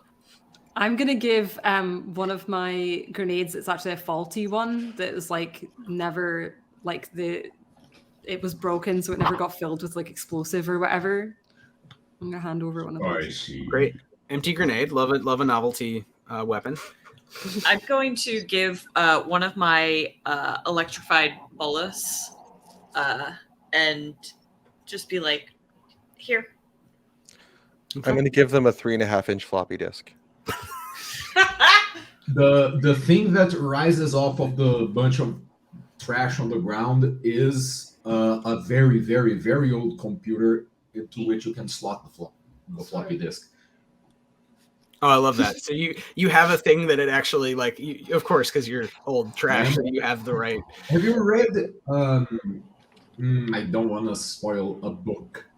Save it for the chatty. Save it for the chatty. We should totally come back to that. A certain China medieval book. Whoever knows. You let them go? Okay. I will thank them heartily. Thank you very much, Leo, for very briefly playtesting. I know this is super short, just speed run, but playtesting an Oz and making an appearance. I'm gonna let you go as well. Thank you for playing the game. All right, we're at the end here. You're at the hangar. You just need to go through the hangar, and then there should be an open street, and then another hidden tunnel, and then you're back in Worshipful Qadida near the Lazaretto. Not too far, quick run down to the administrative quarter and the stiff works. Do you all enter the hangar and continue on your merry way? Yeah. Okay. Jeff, please describe what happens in fun detail, but I guess not too graphic. Yeah, you see like a one rabbit robot flying towards you. You forgot about me. It just blows up. Get on my hands. Guy's like, hey, how's it going? Or maybe unhand the child. No, I think I'm smart enough to know that you flipped. Nobody puts Bunny in a rucksack. Yeah, but the only problem I have with this, it doesn't say like what the dodging, like if people can dodge the thing or not. I don't think they could dodge. I think I think we walked into this. They walk into it. So I think that you just are a distraction. You sack another dog bot in order to get them to turn their heads as they're like falling into the tripwire. All right, I'll just roll 2d20 then. 32. 32 damage. Okay. All of you take 32 damage as essentially a bunch of I don't know how this exactly would work. The 19th century equivalent of C4 with a tripwire was set up by the rabbit robot. Revolutionary. Is an NHCO card carrying member of the Honorable Company operating in Free Qadida. Who is not? Is anyone not prone? I'm so prone. I'm dead. Yeah, I'm very dead. I'm Yes. at 0 health. Or down. Yeah, That is double my he's remaining doing hit points. this dance. He's cooking. Wait, Like, so oh, damn. all right, so it sounds like Rabbit Fortnite dance. everyone is prone, and Guy is dead. Is Terri dead or alive, or just prone? How do I determine that? I had 17 health left and 12 grit. So I feel like Is it 1-to-1 on grit that gets absorbed after you go prone? Yeah. I Okay. would say you're pretty dead without medical help. yeah, I'm dead. Rel. So I had 19 health and 10 grit, so that's what, 29. Okay. So I would also be dead. Without say- medical help in like a round, I would say everybody's dead. Like you all are extremely prone and injured and need help. This Did you say it doesn't was feel as great as I thought it was gonna. 31 damage, you said? Or 36? 32. 32. Okay. Dog? I'm down grit, but not dead. Okay. But I am prone. Okay. You're all out. Jeff, you have stopped the counter-revolutionary forces. However, you know there are people coming after them, and Yeah, I guess I'm gonna try to do first aid on a few of them to make them not dead. like, is your goal to capture them and have them like hurt but in handcuffs, kind of a thing, or did you actually want to kill them? It is up to you to. I think yeah. I think another interpretation is like I used multiple powers, and if it's like set trap does damage with disadvantage if you want me to like do that, and then see if I get a lower roll on that. Well, these are pretty good. This is kind of the class's thing, is blowing stuff up. Up to you. I mean, I was gonna say it's fine. I think it's fine if you want to apply first aid immediately, and then they're just out but not dead. Yeah. Which feels like maybe also if it. So I think this is where I really wanted everyone to have a little bit of a what do you actually want out of the political situation here. So Free Qadida was going to open itself up, and now HCO will almost certainly intervene, and that will not happen, and there'll be more of a hardline stance on both sides of the wall. The Worshipful Company will almost undoubtedly get blamed because Worshipful Company operatives were seen in broad daylight murdering an elected official in Free Qadida. So that will, if anything, perhaps, if not plunge into a hot war, it will like deepen the Cold War, deepen the freeze. What is Dog's goal? I guess I won, actually. I guess that is what I wanted. So I guess everything is looking up. Dogs can look up, it seems. Dogs can look up. That's a real weird venture title for this. I was also going to bring on that. So as this is happening, this has taken a while. There's a huge explosion. It is detectable even beyond the span, right? There's like at least a plume of smoke. Someone is coming who is a representative of sort of really, some legitimate authority nearby. And that person is going to be played by Ian Derk. Ian, I literally don't know who you are or what's going to happen, but your team arrives on scene. There's a child, a Gelasti, effects, and a Waiton, all tied up, unconscious, bleeding stopped, but badly injured. And then there are 16 charred, muddy, rabbit-like robots made of late Tefnian bend. All saluting. I think just one aside moment is as Dog is applying first aid to Guy. Guy is just like, you fucking idiot! I'm also an HCO. Then you're fine. Yeah, but you blew me up. Well, maybe you shouldn't have flipped. Ian, you've arrived first on scene of before even the weird asset recovery team that was just behind. I think they took one look at this mess and said, I don't want any. Too weird for us. What is too weird?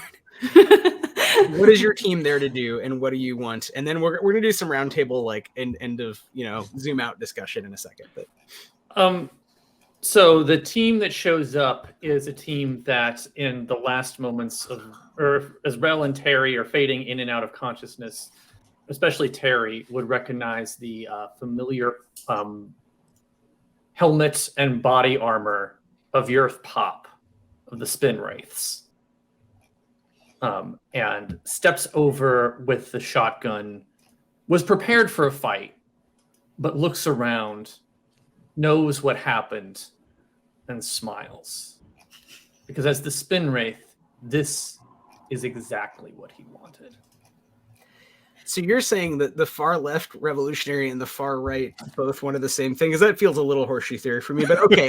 In this case, he wants it for a very different. They wanted a similar thing, but for very different ideological reasons. Dog, the first team to have arrived. You know that the HCO is nearby, is very close. The Wart team is very close. Yeah. What do you want to do? Given that I want to set off the other charge. Great. That'll definitely kill me. Well, actually, you should roll, but No, I mean on the further one, because I thought maybe you guys would not get it. So I went ahead because you guys were trapped in a time pickle thing for like seemed to be a long ass time. So you I mean want one to at the entrance that we came in? Yeah, I put one there and then I went further and like I went to the next one. The end of the hangar, yeah. Where the back door opens onto the street. Okay, great. So so Ian, starting in on Earth Pop's monologue. Evil monologue ending. Oh, so your pop is gonna get killed too? Doesn't even get a dodge for this one. Your NPCs You are made never this power, safe. man. Ian, your NPCs are never safe from me. Ian, you literally wrote the power, and this feels much more satisfying than the Spinwraiths showing up and cleaning up. Yeah, by the way, our Literally Munis, I wasted assume, is by getting your own black petard. bagged on the surface. Like, Oh, we could do I should have used this also, by the way. I had this whole time. Yeah. I think that your pop is not much of a monologuer, but he does kind of say, "This is perfect. This is perfect." We showed It's 24 those- health. We showed those communists what's what. Well, the thing is with your pop, he has body armor has a D3 reduction and 22 health. So He has 1 health. So he could be prone. Yeah. he's got 1 health. He's still up. Yeah, Great. he's still up. So Earth Pop says this is great for us, and then explodes. But because of the body armor, Like stands He up just with pops into the air, literally. 1 health. Yeah, you fly backwards. He is a literal Earth Pop. You Like stand one up of with those 1 little health. toys. Your team is in disarray. They probably also, several of them are not prone, but severely injured. I do have 1 more charge, but I'm not gonna. I didn't sorry, say I your used it. pop called us like you damn communists, and so Guy just pulls out his Derringer from also his sleeve and is just like, "Fuck you, capitalist," and shoots. No, oh shit! Roll to hit Earth Pop with the Derringer. Yeah, that's a D12 combat. That's an 11. Can Earth Pop dodge an 11, Ian? He cannot dodge an 11, but he still has his body armor. Okay. So Roll it's gotta be damage, Ben. Yep. That is my Derringer is. Let's see.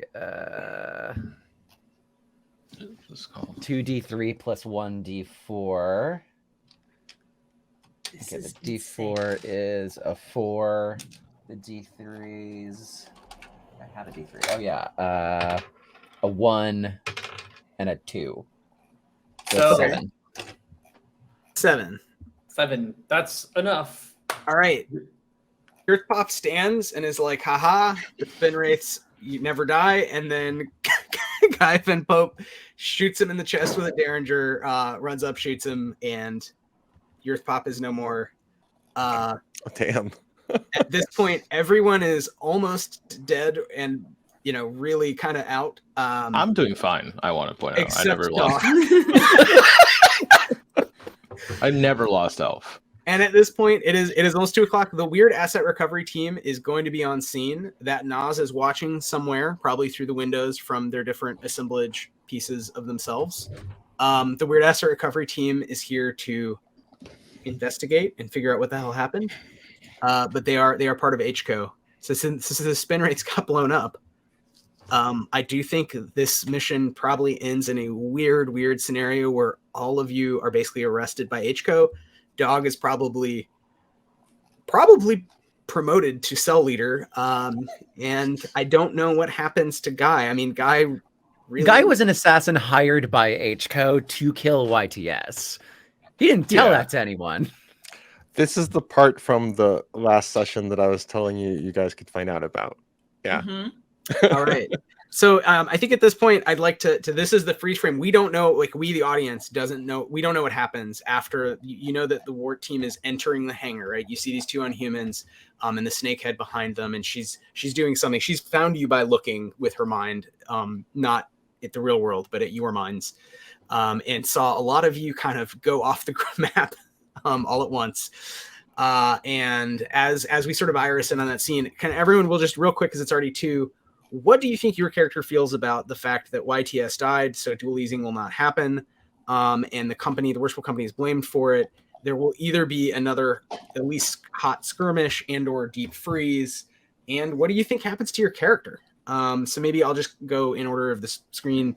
Ben, what happens to Guy after this, and what do you think about it?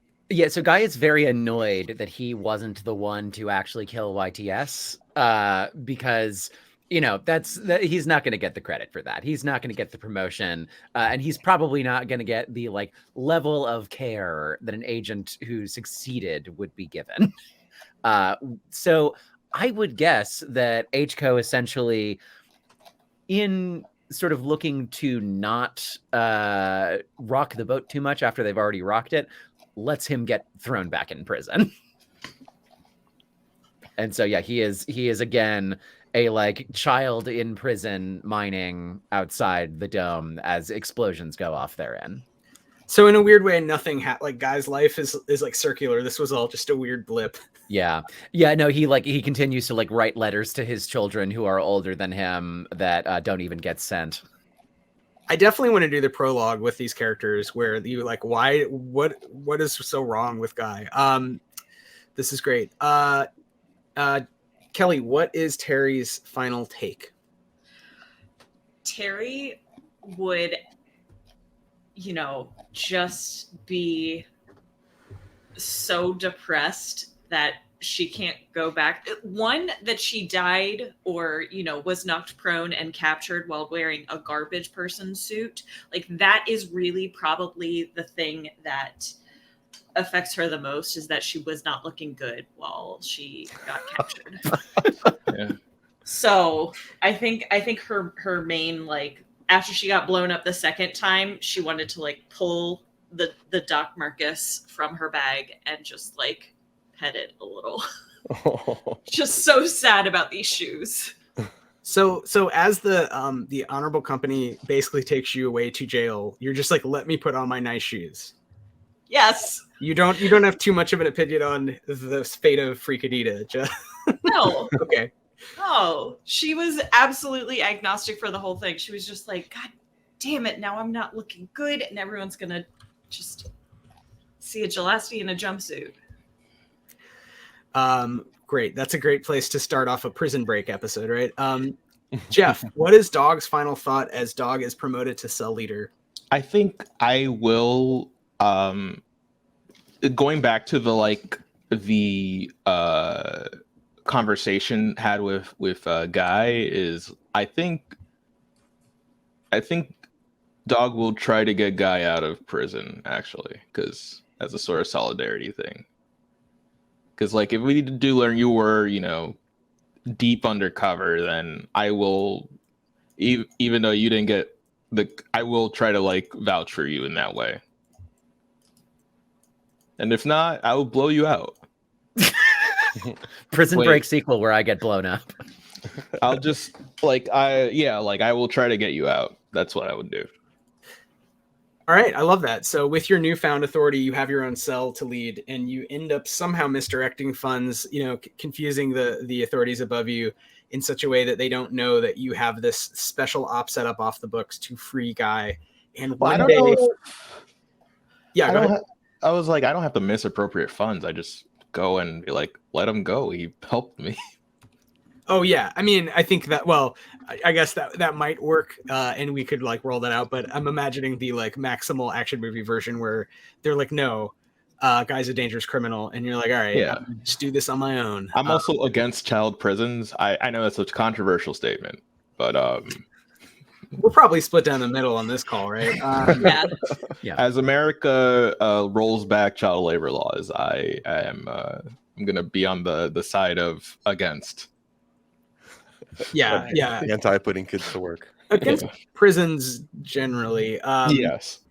All right, so that makes sense. So Guy is freed. We don't know the fate of Terri. AOL Trial Runner. Aaron, what is AOL Trial Runner, who had a very brief cameo? Think about all this. And, you know.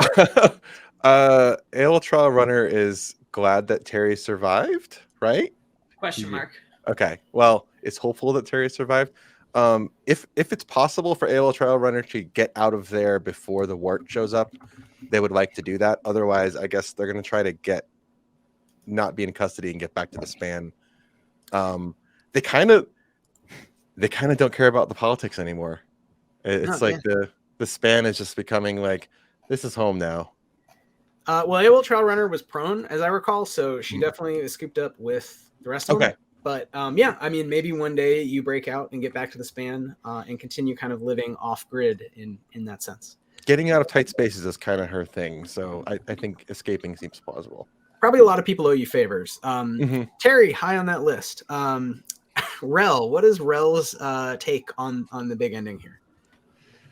This has absolutely rocked Rel's entire world, because like she's kind of essentially like a cynical centrist in that she works for the Worshipful Co because she thinks it's kind of a necessary evil to work within it, right? So like but this is complete, like her whole thing has been like avoid hot war at all costs, right? She's like, I don't care what I have to do, I have my own ethics. But like she was in the war, you know, she's a veteran, so she just didn't want to see that again. And now she's like in the position of having almost caused that, basically, seen all the horror with Wilt and stuff. And so I think if she gets hauled off, she's ready to defect to Free Qadida. Like she would potentially, like, you know, try to work something out, would maybe even go back to the Worshipful Co as a mole if the Honorable Co would let her. But she's been completely disillusioned. I think that's a very interesting conundrum, which again implies this like sequel where D.O.G shows up and there's a prison break and maybe everyone gets out, maybe some people get out, maybe some people don't make it. We'll never know. Maybe I'd throw a Gucci bag at Terri. Yeah, that would be tight. She would be like, "All right, yeah, I'll sell my soul for a pair of." Sell your soul for Gucci. Wait, will you then become D.O.G the bounty hunter? But then Rel becomes, you know, a socialist. Yeah, there's more bag stuff. Cool. Okay, that makes sense. So Rel, I think that would be interesting to see. You know, again, what Rel and Terri do in the future, if they ever get out of there. Ian, what does Woost and or Yurth and or other forces of order and oppression feel about this ending? I think Yurth Pop is the short one. I don't want to give Yurth too much space because, you know, he's a fascist, so he doesn't need any more. So guy shooting him is moral victory. But I think that what happens with the, you know, if there is any of the Spinwraith team remaining, they drag Yurth away and he succumbs to his wounds. This is very useful for Spinwraith propaganda because this is an aggressive act by the Honorable Company and Free Qadida. So this makes the Spinwraiths, they are already hardliners, but this gives them a concrete example of an offensive action to sort of try and get more resources from the Worshipful Company to manage Free Qadida. Wust, we're not going to discuss this much. He was the handler and he was trying to prevent a war, so he's likely feels a bit of failure here in many ways. And I think the thing that has come up in Free Qadida is that as the old power of YTS has faded, the Gruget rises up. And of course, who's near the top of the Gruget but the biggest dipshit in Free Qadidan politics are Immunis. Great. So the lovers have moved a bit, and yeah, we thought this would be this revolution in the dualising, but almost certainly that no longer happens, and so different people benefit, including people who just kind of failed upward. That seems realistic. All right, Ethan, you get the last word, and then we really have to end. Angero may be dead, but Angero wrote a whole book. Angero lived here his whole life and wrote a whole book about this and connected all the dots right before they were violently murdered by a giant bug. So Angero, I don't know how. I don't know if it's Guy or if it's somebody else, whoever inherits the apartment, or I guess they did because they found the deed. But the notebook, it turns out that like the stuff that he was his like lifelong mania for trying to map the city, it turns out like connected to the right kind of databases, it's actually more complete than he thought. It's actually like really, really complete. But in addition to that, it's a bunch of what he considered his musings and ramblings on life in Qadida. But I don't know, some revolutionary or publishing house or something decides to organize it kind of like in like a reverse notebook, like a reverse Rorschach from from Watchmen, where it's talking about being like they're like put together, they're a decently coherent sort of like screed or manifesto of like against factionalism, against authoritarianism, and between that and suddenly having a map of the city, which people didn't really have before. He just assumed everybody had it because everybody's got the shitty brochures that they have at the city, but like those are really, really glib. So now like people have a much more coherent idea of where they live and a little bit of the history. So yeah, politically, like, despite being iced by a guy, to be fair, his death is probably like satisfactorily grizzled in a way that maybe puts a nice coat on his life. Is at long last he became the grizzled detective he always fantasized himself being. But yeah, the notebooks wind up having some kind of political like impact in Qadida. No, that's great. So it's like a Elisée Reclus, Walter Benjamin kind of guy, like a really a sensitive academic, writer who was pretending to be a grizzled spy, who then died the death of a grizzled spy. But then, his masterwork is published. After death, then the masterwork, like once it got some thorough editing, had some effect.